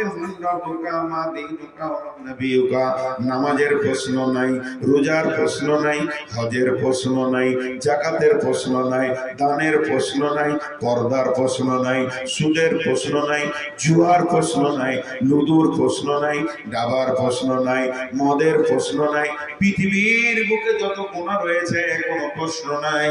শুধু প্রশ্ন হচ্ছে মান রব্বুকা, মা দীনুকা, ওয়া মান নাবিয়ুকা। আর 3টে প্রশ্নের জবাব যে দিবে সে বেঁচে যাবে। হযরত ওসমান বলছেন, আর সে আটকাবে না, সে ফাঁসবে না। তাহলে নামাজ রোজা করার কি দরকার আছে? এটা আমার প্রশ্ন।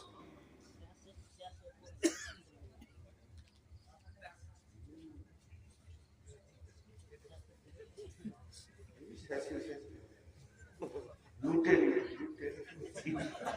মসজিদে হাজি মসজিদে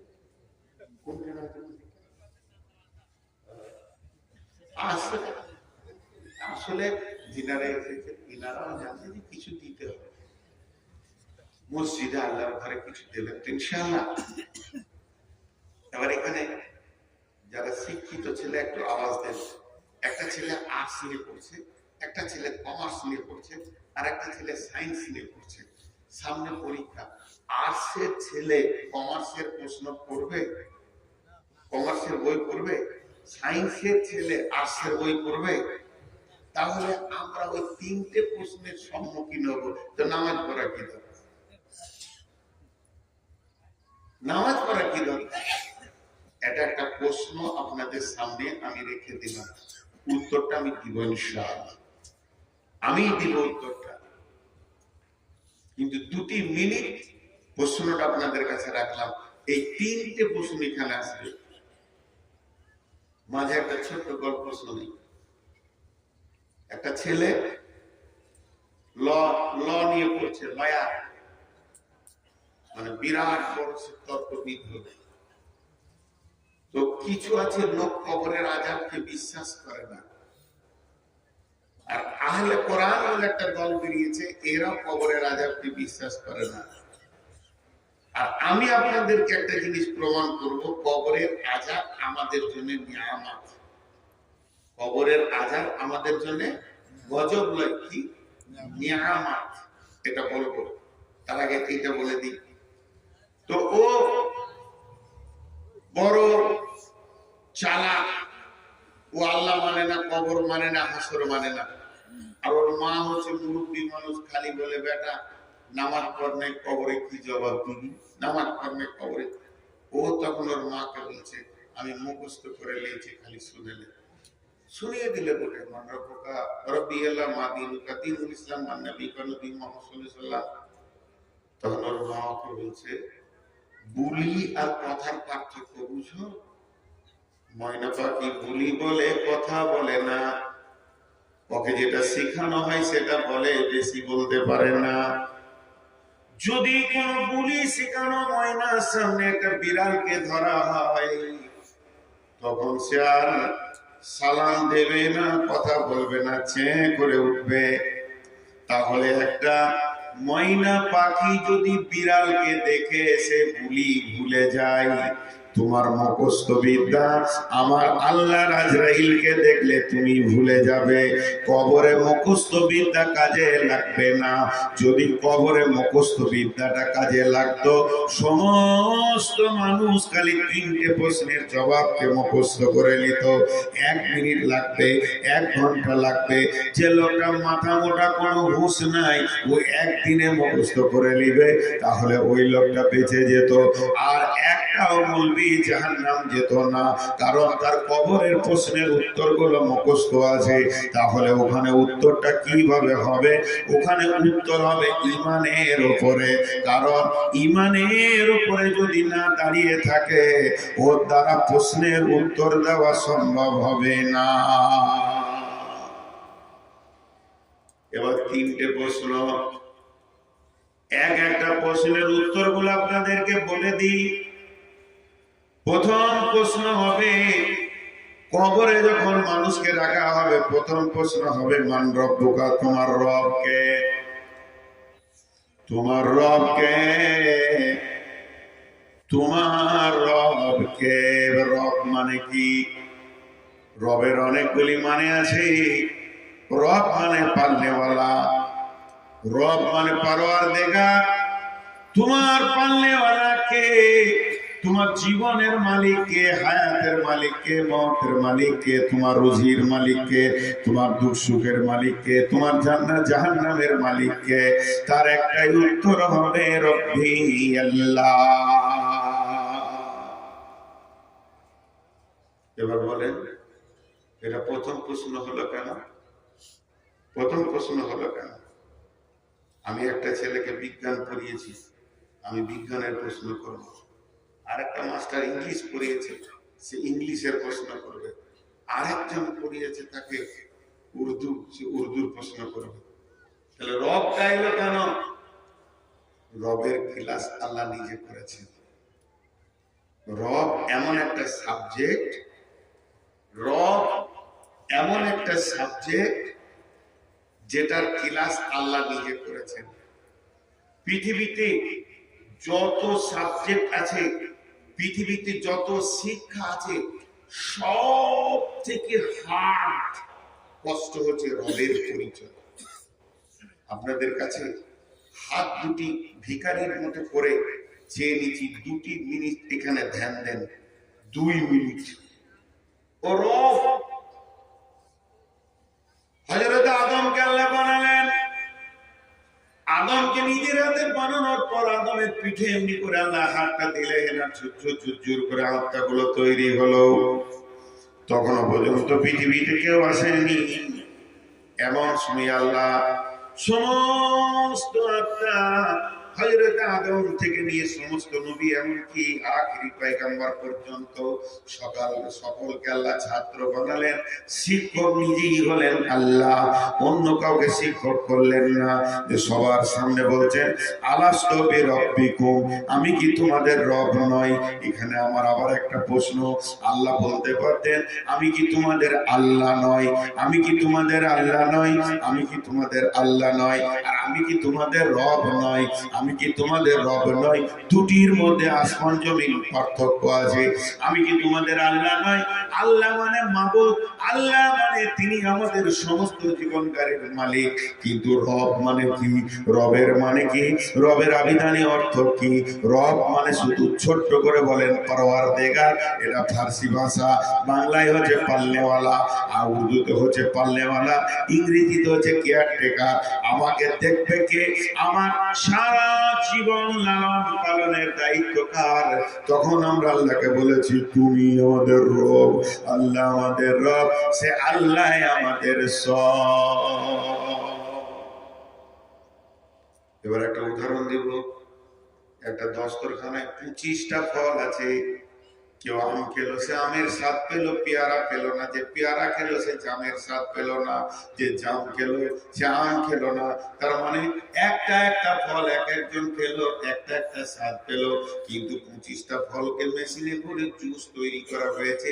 কেউ যদি এক চামচ জুস খেলো সে কোনোটাই বাদ দিল না, সমস্ত গুলি খেলো। তেমনি আল্লাহর নাম আছে, সেফতি নাম আছে, 99টা নাম আছে। আল্লাহর সেফতি নাম 99টা রয়েছে, দেখেন এখানে ছোট ছোট করে দেওয়া আছে। এই 99টি আল্লাহ সেফতি নাম। কেউ যদি আল্লাহকে আল্লাহ বলে ডাকে তো একটা নামে ডাকলো, কেউ যদি রহমান বলে ডাকে তো একটা নামে ডাকলো, কেউ যদি খালিক বলে ডাকে একটা নামে ডাকলো, কেউ যদি সালাম বলে ডাকে তো একটা নামে ডাকলো। তার একটা গুণ করে গুণ ধরে ডাকলো। কিন্তু কোন ব্যক্তি যদি বলে রব্বানা ফাগফির লানা যুনুবানা, সমস্ত নামের ভিতরে যা গুণ আছে একটা মেশিনে করে দিলে যে জুসটা বার হবে তার নাম হবে রব। তার মানে আল্লাহকে যে রব বললো সে সবগুলোই বলে নিল। তুমি আউয়াল, তুমি আখির, তুমি জাগির, তুমি বাতিন। হে আল্লাহ তুমি আমার সব। যা একবার আল্লাহকে রব বলে ডাকবে। এই জন্য কোরআনের ভিতরে এবং হাদিসের মধ্যে যতগুলি দোয়া আছে সমস্ত দোয়াতে রব শব্দ আল্লাহ ব্যবহার করেছেন। রব্বানা ফাগফির লানা যুনুবানা, রব্বানা আতমিম আলাইনা নূরানা, রব্বি হাবলি মিন লাদুনকা যুররিয়াতান তাইয়্যিবাতান, রব্বানা আতিনা ফিদ দুনিয়া হাসানা। তার মানে আল্লাহকে যে রব বলে ডাকে আল্লাহর সমস্ত গুণগুলোকে সে একসঙ্গে ডেকে নেয়। এর জন্য আল্লাহ তাবারক ওয়া তাআলা পৃথিবীর শুরু লগ্নে আপনাকে আমাকে রব বলে পরিচয় দিয়েছে। তাহলে অসুখে শেফা দেন কে? তিনি হলেন রব। আমাদেরকে রুজি দেন কে? তিনি হলেন রব। আমাদেরকে হেফাজত করেন কে? তিনি হলেন রব। আমাদের দুঃখে সুখে তিনি আছেন, তিনি আমাদের রব। ওই রবকে রবকে রবকে না রব হলেন আল্লাহ। আমাদের পালনেওয়ালা কে? না আল্লাহ। একটা এতিম ছেলে এখানে ঘুরে বেড়াচ্ছে, কাপড়টা দিয়েছে কে? আর এর জামাটা দিয়েছে কে? একে খাওয়ায় কে? একে লেখাপড়া শিখায় কে? গ্রামে একটা হাজি আছে জমশেদ, সকলে যতগুলো প্রশ্ন করবেন উত্তর হবে জমশেদ হাজি। তাহলে আমাদেরকে খাওয়ান কে, পড়ান কে, দেখেন কে? আমাদের রব কে? রবের পরে কে শব্দ ব্যবহার করতে হবে। রব মানে আল্লাহ নয়। আমাদের রব কে? আমাদের পালনেওয়ালা কে? তার একটাই উত্তর আসবে, রব্বি আল্লাহ। আর এত কঠিন সাবজেক্টটা যিনি পড়িয়েছেন তিনি আল্লাহ। এর জন্য কবরে পরীক্ষাতে প্রথম প্রশ্ন রেখেছেন মান রব্বুকা। হে পৃথিবীর মানুষ, তোমার রব কে? তুমি এতদিন পৃথিবী করে এলে, তোমার অনেক চড়াই উতরাই দুঃখ সুখে তোমার সঙ্গে কে ছিল? তাকে তুমি চিনো কি? লোক কি বলবে? আমার সব যিনি করেছেন তিনি আল্লাহ। প্রথম প্রশ্নের উত্তর ওই দিতে পারবে, তিনবার বলবো, মুখস্থ করে নেন। প্রথম প্রশ্নের উত্তর ওই দিতে পারবে যে আল্লাহ ছাড়া কাউকে ভরসা করবে না। প্রথম প্রশ্নের উত্তর ওই দিতে পারবে যে আল্লাহকে ছাড়া কাউকে ভয় ভরসা করবে না। প্রথম প্রশ্নের উত্তর ওই দিবে যে আল্লাহর উপরেই ডিপেন্ড করে জিন্দেগি চালাচ্ছে সে। এটা হলো প্রথম প্রশ্নের উত্তর। এবার নামাজ রোজা কেন করছি তাহলে?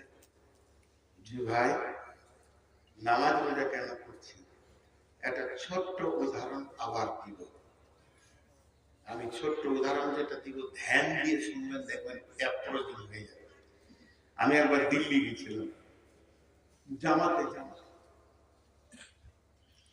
যখন আমি দিল্লি থেকে ফিরছি, আমি একা আছি, বাড়ি আসি সম্ভবত 2002-03 না 2006 বাড়ি আসবে, আমি একা আছি। আর দুদিন পরে আমার টিকিট। তো ওখান থেকে দিল্লির পাশে যে ফিরোজাবাদ আছে না, গাজিয়াবাদের 12 থেকে 14 জন লোক ওরা বর্ধমান আসবে, ওরা জামাত নিয়ে আসবে বর্ধমান। তো দিল্লিতে আমাকে বুঝেছে এটা বর্ধমানে। তা আমাকে কি বললো যে এই 12-14 জন লোককে নিয়ে আপনি যান, আপনি এদের রাহবার রাস্তা দেখাবেন। ঠিক আছে। তো সবগুলো শিক্ষিত এবং খুব প্রতিষ্ঠিত ব্যবসায়ী, বড় বড় বিজনেসম্যান। তা ওনারা এসে আমাকে বললেন যে আপনি একটা কাজ করেন, আরাম করেন, আমরা টিকিট করে নিয়েছি। তৎকাল টিকিট করতে চলে গেল, সবারই টিকিট কনফার্ম হয়ে গেল, ওদের জানা আছে সেরকম। এবার সকাল 9টায় ট্রেনে যে উঠবো, তা আমি দিল্লিতে রাস্তা জানি না, আমি পেছনে হাঁটছি, ওরা সামনে হাঁটছে। চলেন এদিকে, চলেন এখানে ওঠেন, এখানে ওঠেন, এই প্ল্যাটফর্মে চলেন। এখন ওরা আমাকে রাস্তা দেখাচ্ছে, কিন্তু আমাকে সাথ ছাড়ছে, আসেন আসেন আসেন, আমি এখানে বসেন, আপনি এই সিটটায় বসেন, সব আদর করে নিয়ে আসছে।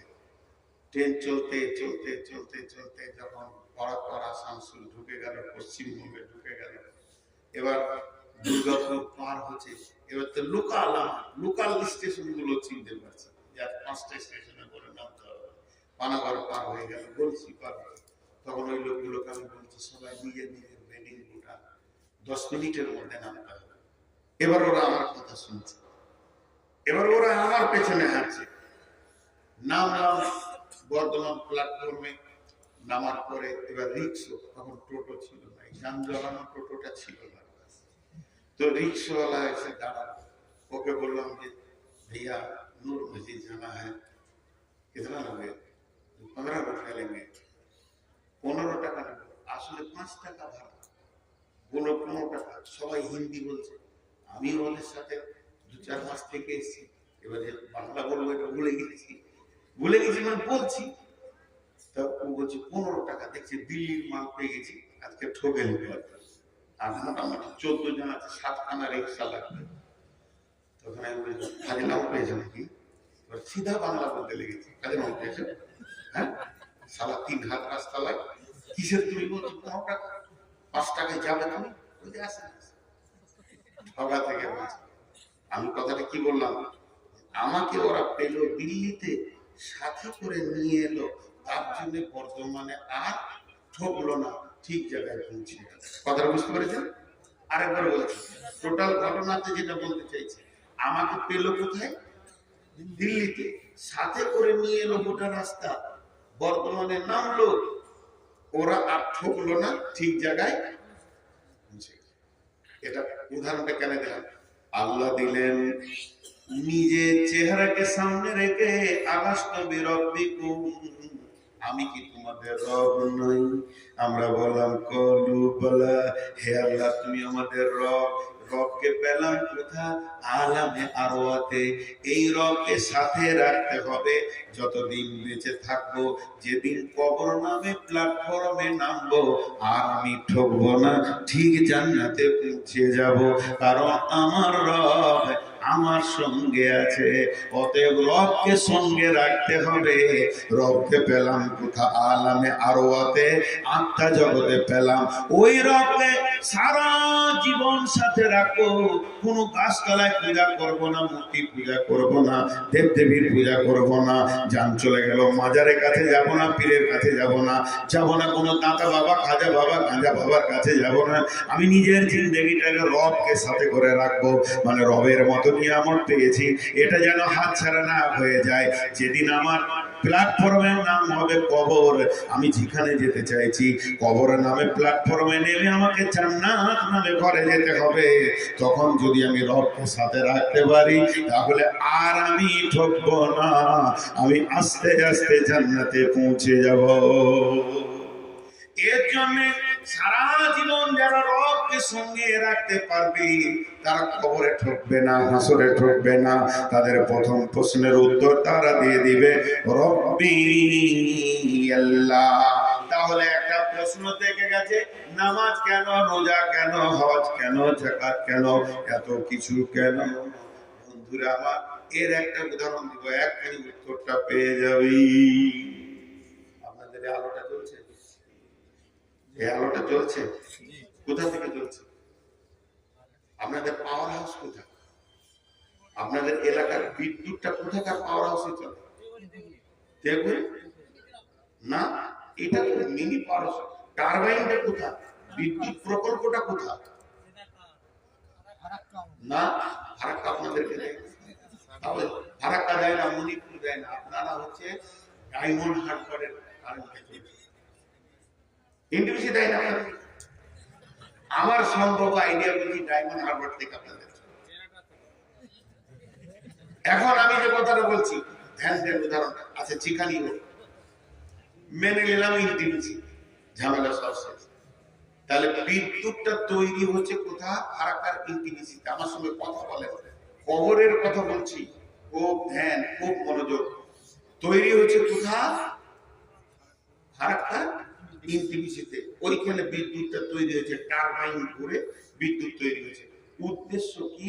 হাট করার আপনার একটা ছোট্ট ঘর, আপনি ধনী নন, বড়লোক নন, গরিব জীর্ণ কুটিরে বাস করেন, ওখানে একটা বাল্ব চালিয়েছেন, একটা ফ্যান তুলে রেখেছেন, ওইখানে আপনি রাত্রিবেলায় পড়বেন, লেখালেখি করবেন, হিসাব করবেন।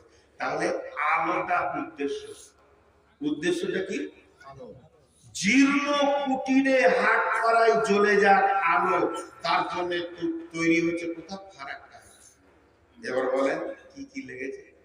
তার লেগেছে, অ্যাঙ্গেল লেগেছে, বড় বড় পোল লেগেছে, তারপরে ট্রান্সফরমার লেগেছে। 11,33 লাখ ওখান থেকে ছেড়েছে, সেটাকে ভাগ করে 11,000-এ নিয়ে আসা হয়েছে। 11,000 আপনার পাওয়ার হাউসে নেমেছে, ওখান থেকে আপনাকে 404 দেওয়া হয়েছে। যখন আপনার ঘরের কাছে এসেছে, তখন 202 দিয়ে 220 দিয়ে আপনার ঘরে শুদ্ধ তার দিয়ে ভরা হয়েছে, যাতে করে ঘরের ভিতরটা আলো হয়ে যায় আর আঁধার না থাকে। এতগুলি তার, এত ট্রান্সফরমার, এত পাওয়ার হাউস, এত রাস্তা, এত নাট, এত গোল্ড। আপনি বলবেন ওগুলো কি দরকার আছে? দরকার তো আমার ঘরে আলো জ্বলবে। বন্ধুরা আমার, শুধু এটাই নয়, আল্লাহর কাছে ঈমান পেয়েছি, কবর যেন আলোয় আলোকিত হয়ে যায়, তার জন্য পোল লাগবে। এত দূর পোল লাগবে, যত দূর আপনার ঘর তত দূর আপনাকে পোল টানতে হবে। যার ঘর যত দূরে, তার পোল তত বেশি লাগবে। এই পোল হিসেবে আল্লাহ নামাজগুলোকে দিয়েছেন। এর নাট বল্টু হচ্ছে যাকাত, আখলাক, চরিত্র। ইসলামের যত আইন আছে, শুধু ঈমানটাকে কবর পর্যন্ত পৌঁছানোর জন্য এতগুলো অ্যাঙ্গেল, এতগুলো আইন, এত হালাল, এত হারাম। যখনই আপনি একটা পোলকে ফেলে দিবেন, ফারাক্কা থেকে এখান পর্যন্ত 4,000 পোল আছে, একটা পোলকে ফেলে দেবেন, সঙ্গে সঙ্গে আপনার ঘরের আলো বন্ধ হয়ে যাবে। কেউ যদি ইচ্ছা করে এক ওয়াক্ত নামাজ ছেড়ে দেয়, তার কবরের আলো বন্ধ হয়ে যাবে। অর্থাৎ ইসলামের সমস্ত আইনগুলো কবরের শান্তির জন্য বানানো হয়েছে। তাহলে বোঝা গেল, প্রথম প্রশ্ন হলো মান রব্বুকা, দ্বিতীয় নম্বর প্রশ্ন মা দীনুকা, তোমার দিন কি? দিন দিন দিনের যদি শুধু মনে করা যায় দয়া হস্যই দন্তন দিন, দিন মানে হচ্ছে রাত চলে গেলে যেটা দিন, দিনে মানুষ দেখতে পায় রাতে দেখতে পায় না, ওটাই যদি মানে নেন, যখনই আপনার কাছে দিন চলে আসবে তখন আপনি হালাল হারাম দেখতে পাবেন। আর যার কাছে দিন নাই সে হালাল হারাম দেখতে পাবে না, সে আঁধারে থেকে গেল। দয়ে দীর্ঘই দন্তন দিন, দিন মানে আনুগত্য, দিন মানে প্রভুত্ব, দিন মানে শাসন বিচার। এক কথায় বলেলি আইন। আইন কার না আল্লাহর। আপনার দিন কি? আপনার আমার দিন হলো তৌহিদ বাদের আমরা লোক। কোরআনের সমস্ত আইনগুলো আমাকে মানতে হবে, আপনাকে মানতে হবে। যদি আমরা কোরআনের আইনকে না মেনে নিই তাহলে আমরা দিন ইসলামের ভিতরে থাকলাম না, ওই লোকটাও কবরে ফেঁসে যাবি। একটা উদাহরণ দিব, বেশি লম্বা না, ছোট্ট করে দিয়ে দিচ্ছি উদাহরণ। একটা ছেলে আর একটা মেয়ে কলেজে পড়াশোনা করতে করতে ওদের প্রেম হয়ে গেছে, ভেঙে। ছোট করে বলো, বেশি লম্বা বলছি না। মেয়ের বাপ বলছে কাটবো ওকে, আমি ওকে কেটে নদীতে ভাসাবো, আমার মান সম্মান রাখবো। ছেলের বাপ তো হ্যাঁসরাতে ধার দিচ্ছে, শালা কোথা গেছিস, খালি করা হয়, তোকে বিয়ে আমি দিতাম না। দুইজনই মানছে, এমন রাগা রেগে আছে, রেগে আছে। আর পৃথিবীতে সব থেকে বুদ্ধিমান হলো জামাই আর দোলাভাই, আর যত বোকা হচ্ছে শালা আর শ্বশুর। যত আছে দুনিয়াতে দেখবেন, করে বলে দিলাম। তো পৃথিবীতে শালা নামে একটা কুটুম আছে, দেখবেন যত বেহায়া হয় তত আমার আদরেরও হয়। আমার বিবির 6টা ভাই, আমার বিবির বড় 2টা। এখনো সম্মান দিয়ে কথা বলি, যেহেতু আমার বিবির বড় তারা, যদিও একটা আমার বয়সে ছোট, তারপরেও বিবির বড় মানে আমার বড় ভাই। আর বাকি 4টা আছে ছোট, আমার সামনে কেউ দাঁড়ায় না। কিন্তু একটা আছে, ওকে জানলা কি জিনিস দিয়ে তৈরি করে জানলা 100 বার গাল দিলেও এসে কাজে থাকে। আর এমন এমন মুখ চালাবে আমার উপরে, মনে হবে যে আমার ওস্তাদ। ওর নাম হলো শালা। তো ঠিক প্রত্যেকেরই এরকম শালা আছে। শালা হচ্ছে বিনা পয়সা উকিলের। এবার এরা দুজন যে চেন্নাই পালিয়েছে কলেজ থেকে, জঙ্গিপুর থেকে, তো প্রথম প্রথম মার্কেট খুব গরম। ছেলের বাপ হ্যাঁসলা পাজাইছে, মেয়ের বাপ হ্যাঁসলা পাজাইছে। কেউ যদি একটু বলছে কি গো ফরিদা কোথায় গেল, খবরটা নিল, মানি না।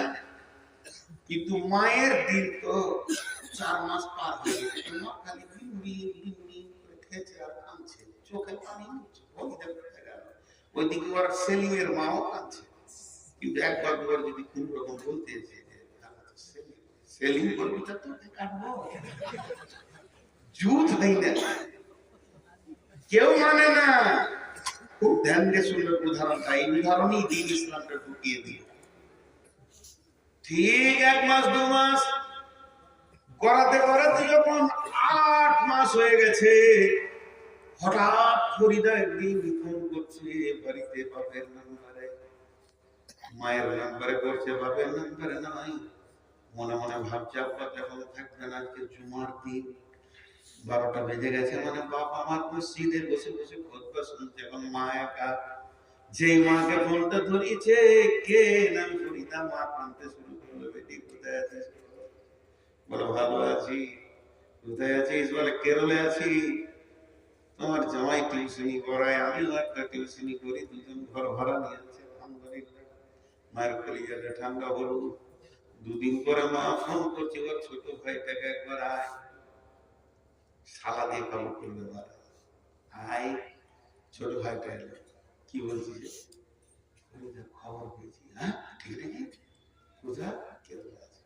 ঠিক আছে, খবর কি ভালো আছে? যে তোর দুলা ভাইকে একটু বুঝিয়ে দে, যে দেখছি ওকে আসু কিছু মতো। জুমা পরে যখন এলো খেতে বসেছে, এমন সময় সালামানি তো কথা তুললো, তোলা ভাই ফরিদা কিছু খবরটা ফেলে কাটবো বে, তোকেও কাটবো। যখনই বলে যে কাটবো, জোরে চিলিয়ে উঠে, কিসের তুমি কাটবে, কত মাস্তান আছো, কত মধ্যে কেটে বসে দেখে নিয়েছি, বেশি বকিও না, বারবার তোমাকে বললাম মেয়েটাকে কলেজে ভর্তি করে না, বারাক নার্সে ভর্তি করো। তখন তোমার খুব খুশি ছিল, কলেজে ভর্তি করলে আজকে বাংলা মামা তুই তো খুশি, কেন মেয়েটাকে বার করে দাও, সকাল সন্ধ্যা খোঁজলাম না, তুমি নিজে খুশি দিলে সেটাকে ঠান্ডা এমন দিলে, খানিক পরে একদিন গেল, দুদিন গেল, তখন যদি ব্যাগটা তোদের ভাগনা বুঝে লেখা, সঙ্গে সঙ্গে ফোন করে দিলে, বেটি এবার বাড়ি চলে আয়, তোর বাপকে ঠান্ডা করে দিয়েছি। বাপ তো ঠান্ডা, ওরা বুঝে নিল। এদিকে মামা যখন আছে চিন্তা নাই, মামা তাহলে আপনি আসেন জঙ্গি পুলিশ স্টেশনে, বৃহস্পতিবার বিকাল 3টেই নামবো। দুজন এসে হাজির হয়ে গেল, মেয়ে নামলো, জামাই নামলো, গাড়ি করে নিয়ে এসে বাড়ি ঢুকে পড়লো। দুলা ভাই টাক টাক করে রাগ করছে, রাগ করলে ঝগড়া হয়ে যাবেই। একদিন গেল, দুদিন গেল, এইভাবে এখানে যাই মেয়ে উঠে গেল। আস্তে আস্তে সেলিমের বাপও ঠান্ডা, ফরিদার বাপও ঠান্ডা। একটা বছর যেতে না যেতে দুই ফ্যামিলি আবার মিলে গেল। তারা তাদের আপসকে বিয়াই বলতে লাগলো।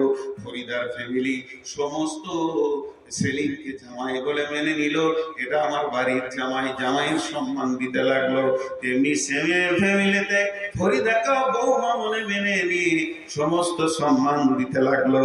তারা এবারে সেলিমের মা বলছে, এটা আমার ছোট বৌমা, এটা আমার অমুক, এটা আমার সোনার টুকরো, হীরের টুকরো।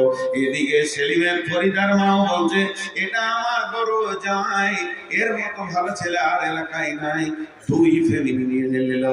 এখন একবার ইসলামের কাছে যায়, ইসলাম তুমি বলো, ওদের দুইজনের পথ আচরণ দুই ফ্যামিলি মেনে নিয়েছে, কোরআন তুমি মানছ কি? যারা স্বামী স্ত্রী, কোরআন বলছে আমি মানব না, আমি মানব না। ওরা জিনাকার, প্রতিদিন ব্যভিচার করছে আর জারজ সন্তানের জন্ম দিচ্ছে। ইসলাম তার নিজের আইনে হাঁটবে, ইসলাম তার লাইনে হাঁটবে, ইসলাম কারো লাইনে যাবে না। সব কেবল মুসলমানের জন্য আসেনি কো ইসলাম। সত্য যে মানে আল্লাহকে চাই, মুসলিম তারই নাম। তোমার যদি মন হয় তুমি নিজেকে ইসলামের লাইনে তোলো, তোমার মিজাজের উপরে ইসলাম চলবে না, আমার মিজাজের উপরে চলবে না, ওদের দুজনকে মানবে না। এখন ইসলামকে জিজ্ঞেস করতে হবে তুমি কি করো, বলে দুইজন কে নিয়ে এসো, এরা অবিবাহিত, এদেরকে সমাজে 100 করে চাবুক মারা হোক, তারপর ওদেরকে পৃথক করে দেওয়া হোক। 1 বছর দেশান্তর থাকবে, কোনো সম্পর্ক থাকবে না। তারপরে নিয়ে এসে আবার নতুন করে তাদের বিয়ে পড়ানো হবে। তখন পৃথিবী না মানলেও ইসলাম মেনে নিবে যে এরা ভালো মিলন করছে, এরা নেকি পাবে, এদের সন্তান জারজ হবে না। তার মানে ইসলামের যে একটা আইন রয়েছে, এই আইনের উপরে যারা চলবে, ইসলাম বলেছে তুমি ডান হাতে পানি খাও, যে বাম হাতে পানি খায় তার কাছে ইসলাম নাই, যে ডান হাতে খাবে তার কাছে ইসলাম আছে। অর্থাৎ ইসলামের আইনগুলো যে ক্ষুদ্র ক্ষুদ্র ক্ষুদ্র ক্ষুদ্র করে মানবে, ওকে কবরে যখন বলবে মা দীনুকা, তোমার দিন কি, তোমার ধর্ম কি, ওকে বলতে হবে না, আল্লাহ তারা বলিয়ে নেবেন দীনুল ইসলাম। এক কথা এবার বলে দিই, ইসলামের সমস্ত আইনগুলো যে মাথা মতো করে মেনে নিতে পারবে, স্বাগতম দিয়ে দিল থেকে উদার চিত্তে মেনে নিতে পারবে, সে হলো মুসলিম। আমি একটা বই পড়ছিলাম, বইটার নাম হচ্ছে মরুর প্রান্তে 3 দিন। মরুর প্রান্তে 3 দিন। তো ওইখানে একটা লোককে কতল করা হচ্ছে, ঘটনাটা পড়ছি, ওকে নিয়ে যাওয়া হলো, ও যা মানে গুনাহ করেছে তার শাস্তি হচ্ছে ওকে কতল করা হবে। জাল্লাদ নিয়ে গেল, লোক দেখলো, খচ করে কতল করে দিলে, গর্দনটা পড়ে গেল। আমার একজন মামা, 3টে মামার মধ্যে বড় মামা, উনি শুয়েছিলেন, বড় আলিম ছিলেন, তিনি সারা জীবন দার্সে হাদিসে পড়িয়েছেন, তিনি শুয়েছিলেন। আর ওইটা যখন আমি পড়লাম, যে খচ করে কেটে দিল, মাথাটা পড়ে গেল, তা আমার মুখ দেখালি বের হলো, কষ্ট হলো আর কি। আমার মামা বলছে তুই বেঈমান রে, আমি বলবো তুই বেঈমান, ইসলামের আইন যেখানে প্রয়োগ হচ্ছে ওখানে নাই, ঠিক আছে, ওটাই ঠিক আছে। হাসতে হাসতে ইসলামকে মেনে নিতে হবে, তবেই সে মুসলিম। ইসলামের কোন একটা আমি জীবনে কতদিন আজকে একটা দিচ্ছি, সাহস করে দিতে পারি কিনা, কত হচ্ছে, যদি কোন মুসলমান একবার বলে যে ওই জাতির ইহুদিদের ওইটা ভালো, সঙ্গে সঙ্গে সে মুসলমান থেকে বেরিয়ে তাকে নতুন করে কালেমা পড়া আবার মুসলমান। ইসলামের আইনের ওপরে পৃথিবীর আর কোন আইন, জোরে বলেন, ইসলামের আইনের ওপরে পৃথিবীর আর কোন আইন, এর সব সুন্দর। এইটাকে মেনে নিতে পারবে, সে কবরে উত্তর দিতে পারবে। কিন্তু কমিটির মন খুব ছটফট করছে, আসলে করবে বকেই গেছে, ঘুষ নাই নাকি আল্লাহ, টাকা দিয়ে কিছু না, আপনারা যদি কিছু করে টাকা না দেন আমাকে আর বক্তা দিবে না। আর যে মোটা বক্তা আমার আগে চড়েছিল, চেয়ারটা কি করে টিকে ছিল, খালি জিসিপি টানা হার সুন্দর টেনে ভরে নিয়েছে, কিছু আছে নাকি দেখছি।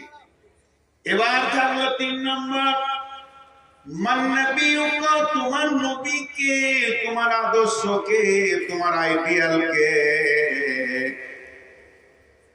আমাদের নবীর নাম জোরে একবার মহব্বতের সঙ্গে বলতে পারবো কি? আকাশ ছোঁয়ানোর মতো জোরে জোরে সকলে বলি, নবী মুহাম্মাদুর, মুহাম্মদ বলেন, নবী মুহাম্মাদুর রাসূলুল্লাহ সাল্লাল্লাহু আলাইহি ওয়াসাল্লাম। একবার আপনারা হাত তোলেন, বিশ্ব নবীর জন্য কে কে কলিজা দিতে পারবেন? কার কার প্রেম আছে? নারে তাকবীর। যারা হাত তুলে নাই তারা কে? বিশ্ব নবীর জন্য যদি কলিজাটা প্রয়োজন হয় দিয়ে দিব, বিশ্ব নবীর জন্য কলিজা দিতে রাজি আছি।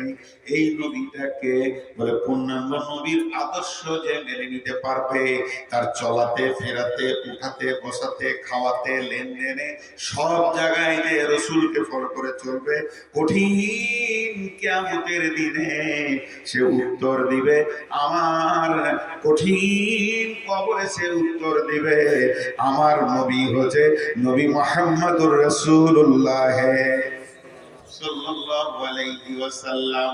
বন্ধুরা আমার, তাহলে কবরের প্রশ্নের উত্তর শর্ট করে দিয়ে দিলাম।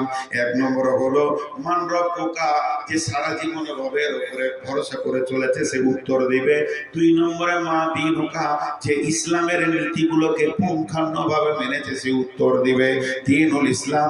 মান নবিয়ুকা, তোমার নবীকে, ওই লোকটা উত্তর দিতে পারবে যে তার নবীর আদর্শকে মেনে চলেছে।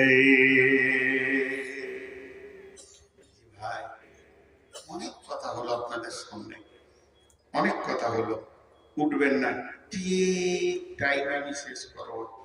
নিয়ত করেছিলাম 1.5 ঘন্টা বেশি বলবো না, 1.5 ঘন্টা ক্রস হয়ে গেছে। তো আমি ব্যক্তিগত কথা 30 সেকেন্ড বলবো বলেছি। মানে প্রথমে আমি বললাম না, আমি 4 দিন 5 দিন জ্বরে পড়েছিলাম, আমি কি জালসা করতে পারিনি।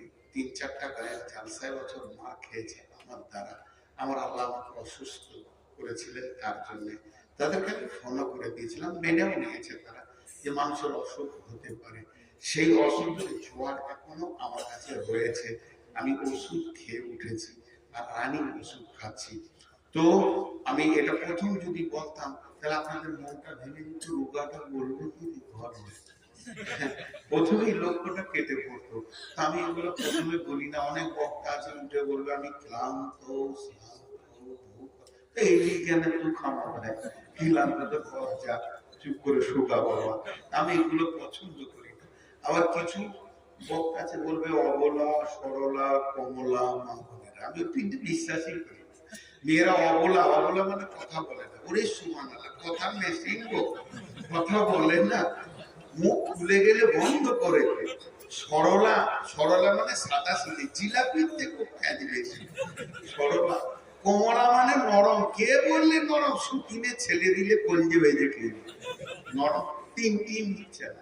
এই জন্য আমি এটা জীবনে বলি না, 22 বছর জালসা করছি, অবলা, সরলা, কমলা, না জীবনে বলি নাই, আর এর বাকি জীবনটা তো বলবো। ওদেরকে আমি খুব ভালো করে চিনি। তো যাই হোক, আমি আপনাদের সামনে একজনা উঠবেন না আল্লাহর রাস্তে, টোটাল বক্তব্যটা চলছে কবর। আরেকটা উদাহরণ দিয়ে গোটা একটা সূরাকে ঢুকিয়ে দেবো। একটা উদাহরণে একটা সূরা, গোটা সূরা ঢুকে যাবে। বিসমিল্লাহির রহমানির রহিম। আল্লাহু মুত্তাকাসুর হাত্তা যুরতুমুল মাকাবির কাল্লা সাওফা তা'লামুনা সুম্মা কাল্লা সাওফা তা'লামুন কাল্লা লাও তা'লামুনা ইলমাল ইয়াকিন লাতারাউন্নাল জাহিম সুম্মা লাতারাউন্নাহা আইনাল ইয়াকিন সুম্মা লাতুসআলুন্না ইয়াওমাইযিন আনিন নাঈম। আমি আপনাদের কাছে দুটি কথা বলে দিচ্ছি। এই আয়াতটা গোটা সূরাটা একটা উদাহরণে ধরে দেব, সূরাটা শেষ হবে। আপনারা আমাকে 10টা মিনিট টাইম দিন, কারণ আমি জানি আপনারা আমাকে আল্লাহর জন্য ভালোবাসেন। কত লোক আমাকে ভালোবাসে, কত মুরব্বী মা বোন খালা আমাকে ভালোবাসেন, নিজের ছেলে মনে করেন। জি ভাই, অনেক ফোনও যায় আমার কাছে এই লালপুর এলাকা থেকে, দিনাজপুর থেকে। তা ওরা ফোনে, যদিও মহিলা, ভাষা গুলো, বেটা কেমন আছো, বেটা ভালো আছেন, বেটা বেঁচে থাকেন, আপনার বায়ন শুনে। আজকে একটা লোক এসছে বাংলাদেশ থেকে, আছে বলছে এইদিকে কোন গ্রামে, বলছে হুজুর খালি আপনাকে মুসাফা করার জন্য খুঁজ বেড়াতেন। বাংলাদেশ যাবো ভাই, এখানে আর খুঁজিস না, ওখানেই খুঁজবি। তো বলছে কাল যেখানে থাকবো না ওখানেই যাবো, কাল বলবো তার জন্য করবো। এই যে ভালোবাসা, এই ভালোবাসাটা যেন আপনাদের সঙ্গে আমার আখিরাতের এবং জান্নাতের জন্য হয়, বলেন আল্লাহুম্মা আমিন। আমরা আজকে যেমন একসঙ্গে আছি, যেন জান্নাতে একসঙ্গে আনন্দ করি, আল্লাহুম্মা আমিন। জান্নাতে জলসা করবো না ইনশাআল্লাহ, আনন্দ করবো। আপনারা ভাবছেন হয়তো আবার জান্নাতে জলসা হবে, জলসার দরকার নেই।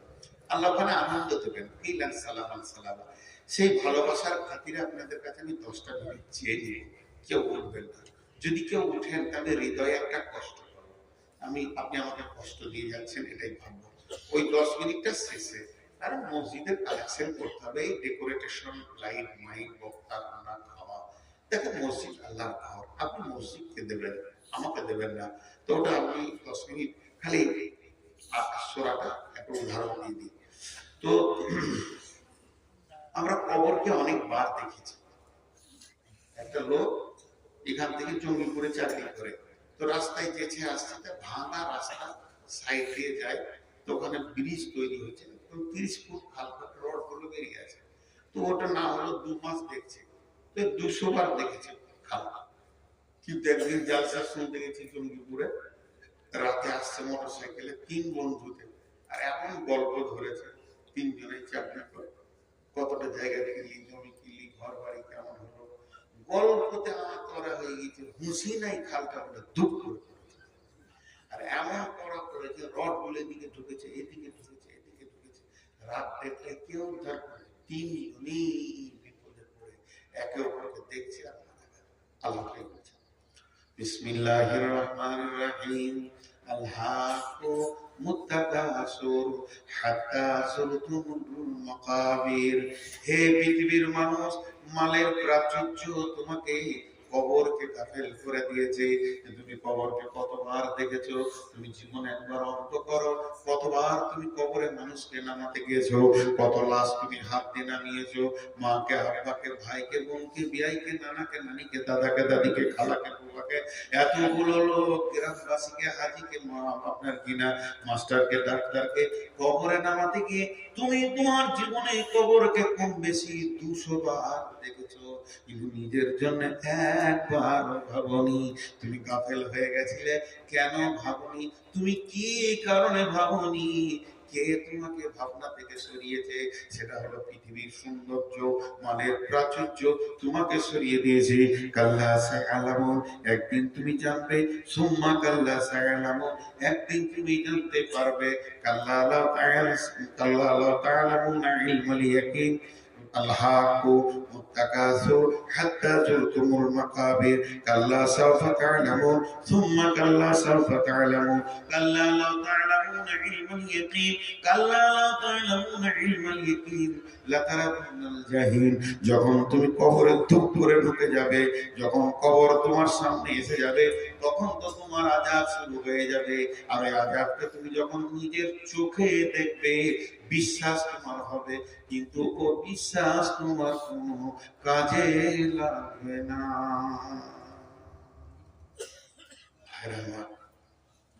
সে বিশ্বাস আর কোনো কাজে লাগবে না, সে বিশ্বাস আর কোনো কাজে লাগবে না। ঢুকে যাওয়ার পর বিশ্বাস হলে আর কাজে লাগবে না।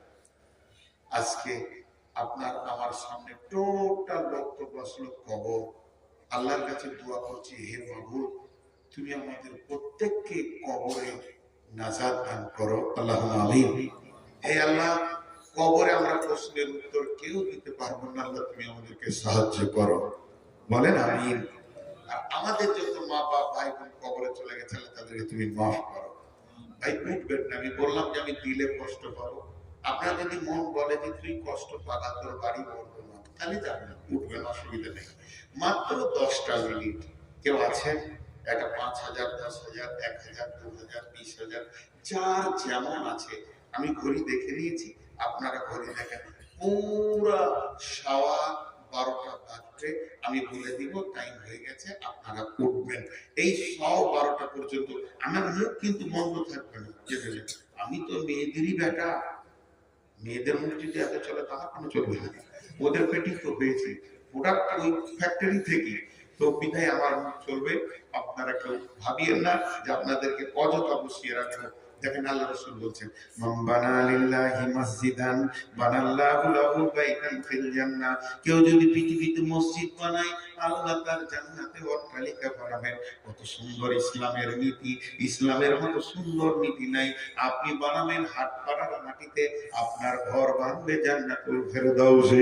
বন্ধুরা, আপনি দান করবেন আল্লাহকে নিয়ত করে টেবিলে। আপনাকে কমিটিকে টাকা দিতে হবে না, ইমাম মসজিদ জামাকে টাকা দিতে হবে না। শুধু নিয়ত করেন আমি আল্লাহকে দিচ্ছি 10-20 বস্তা সিমেন্ট বলেন, তো আল্লাহ তাবারাক ওয়া তাআলা রাসূল বলছেন, যারা মসজিদকে ভালোবাসে, সাবাতুনি যুল্লুহুল্লাহু ফি দিল্লিহি ইয়াউমুল লা দিল্লা ইল্লা দিল্লুহু ওয়া রাজুলুন কালবুহু মুআল্লাকুন ফিল মাসাজিদি। ওই ব্যক্তি যার মসজিদে যার দিল পড়ে আছে, যার মসজিদে সবসময় মনটা পড়ে আছে, মসজিদকে যে ভালোবাসে, আল্লাহর রহমতের ছায়াতে সে জায়গা পাবে। মসজিদ কত দামি জিনিস বন্ধুরা আমার। যতগুলি রয়েছে একজন আবার যাবে না, বলেন আল্লাহ জি বলেন, 1-2 হাজার ওদিকে দিয়ে চলে গেল। আল্লাহ দেখেন কত দামি জিনিস দিয়েছে, গোপনে দিয়ে গেল, নাম বলবেন। এই দানগুলি তো দান ভাই আমার, দেন সত্যি মনে এখানে কত আছে? 8,000, 2,000 বাকি নামে লিখে, 10,000 টাকার মধ্যে 8,000 দিয়েছে, 2,000 বাকি। আচ্ছা, দাদি দিয়েছে দাদার জন্য। মাশাআল্লাহ, দেখেন কেমন প্রেম স্বামী স্ত্রী, এটা চিরজীবনই থাকে। আল্লাহ জান্নাত এক জায়গায় করুন। ভাই আমার 10,000 টাকা দান করলেন, ওনার দাদি 1,000 টাকা দিয়েছেন। আল্লাহ তুমি দানকে কবুল করো, এদের মাফ করো, ক্ষমা করো, দয়া করো, সুস্বাস্থ্য দান করো, পৃথিবীতে ইমানের সঙ্গে টিকিয়ে রাখো। আল্লাহ তাবারাক ওয়া তাআলা তার দাদার কবরকে নূরে মুনওয়ার করে দাও। আত্মীয় স্বজন যদি কেউ বিপদে পড়ে থাকে, মাহবুব তাদের তুমি সুরক্ষা আরোগ্য দান করো। আর কঠিন কিয়ামতের দিনে মাহবুব দাদা পোতা দাদি একই সঙ্গে তুমি জান্নাতে দাও। আল্লাহ আকবার। আর তো আছেন ভাই আমার 2-5 হাজার দিনে মারা ঘড়ি, দেখ ঘড়ি কিন্তু 2 মিনিট 2.5 মিনিট আগে গেছে, আর 7.5 মিনিট আছে। জীবন বেলাল আছে 5,000, মাশাআল্লাহ। বেলাল আছে 5,000। এই 5,000 10,000 যারা দেবেন তারা ওঠেন, বাকি 100 200 500 যারা দেবেন 1 টাকার মূল্য আছে, 1 টাকা। আমি টাকা দিয়ে না, মুখের ভাষাতে দোয়া করবেন, আল্লাহ আমার কথা মসজিদটা করিয়ে দাও, এটাও কাজে লাগবে। একটা মুমিনের সব দিকটাই লাভ। মুমিনের লাভ নাই কোনটা? মুমিন পেচ্ছাপ করবে তাও নেকি পাবে, মুমিন পায়খানা করবে তাও নেকি পাবে, দোয়া করে পেচ্ছাপ করবে নেকি পেয়ে যাবে, দোয়া করে পায়খানা করবে নেকি পেয়ে যাবে, মুমিন ভাত খাবে নেকি পাবে। জেনা ব্যবচার করলে যেমন গুনাহ হয়, স্ত্রীর সঙ্গে মিললে তেমনি নেকি হয়। নেকিতে নেকি আমাদের সব দিকটাই। কেউ আছে আল্লাহর গোলাম? জি। আর কেউ আছেন? এক 2000 দেনেওয়ালা? জি ভাই, এক 2000 দেনেওয়ালা কেউ আছেন? বিশ্বনবীর জামানায় মসজিদে এতিমরা মসজিদে নববীতে জায়গা দিয়েছেন। কত সুন্দর। আপনারা সকলে চলেন, আমার সঙ্গে চলেন, চলেন রসুলের দেশে যাই, নজরুলের কোরআনের দেশে যাই, আল্লাহর ঘর যেখানে আছে সেখানে যাই। একবার উমরার নিয়ত করেন। 80, 85, কেউ 75 ফিরফির করে ডাকছে, খবরদার যেন না। কেন আমি মানা করবো যে আমার সঙ্গে বেশি টাকায় যাবে, আমি লাভ বেশি করেছি নাস্তা করবো না, কারণ আমি দামি প্লেনে যাই। একটু প্লেনটা উন্নত মানের নি, সেই সাথে কাছাকাছি থাকার চেষ্টা করি। আমরা হলাম স্টেজের লোক। আজকে যদি আপনার সঙ্গে সার্ভিস খারাপ হয়, কালকে আমি স্টেজে আপনার সামনে উঠতে পারবো না। আপনি অপমান করবেন যে আপনি একটা চিটার লোক। অতএব আমাদের ভয় আছে, লজ্জা আছে, সম্মান আছে। আজ পর্যন্ত কোনো মানুষকে ধোকা দিয়ে আল্লাহকে সাক্ষী রেখে বলছি, আসেন আমার সঙ্গে উমরা করেন, হজ করেন। কত আছে ভাই? 3000 টাকা। 2000 দিলে 5000 দিবেন না? আচ্ছা লেখেন, আজ দিবেন।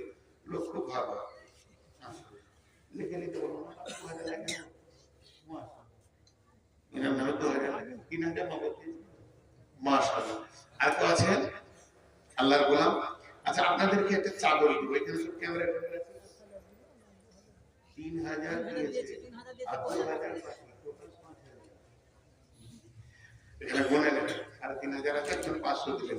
আচ্ছা, একটা চাদর দিব এই ক্যামেরার ওই পাশে, মানে দিকটা যাতে না হয়। সকলে চাদর একবার হাত লাগাবেন। এই এক মিনিট বসো। চাদর আছে? যে লোক বসে সে আছে, বসে লাড়াটাকে ভাত দেখতেছে।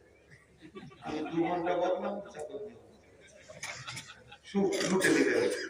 দাঁড়াও, এখানে বলবে, আমি যেখানে বলবো।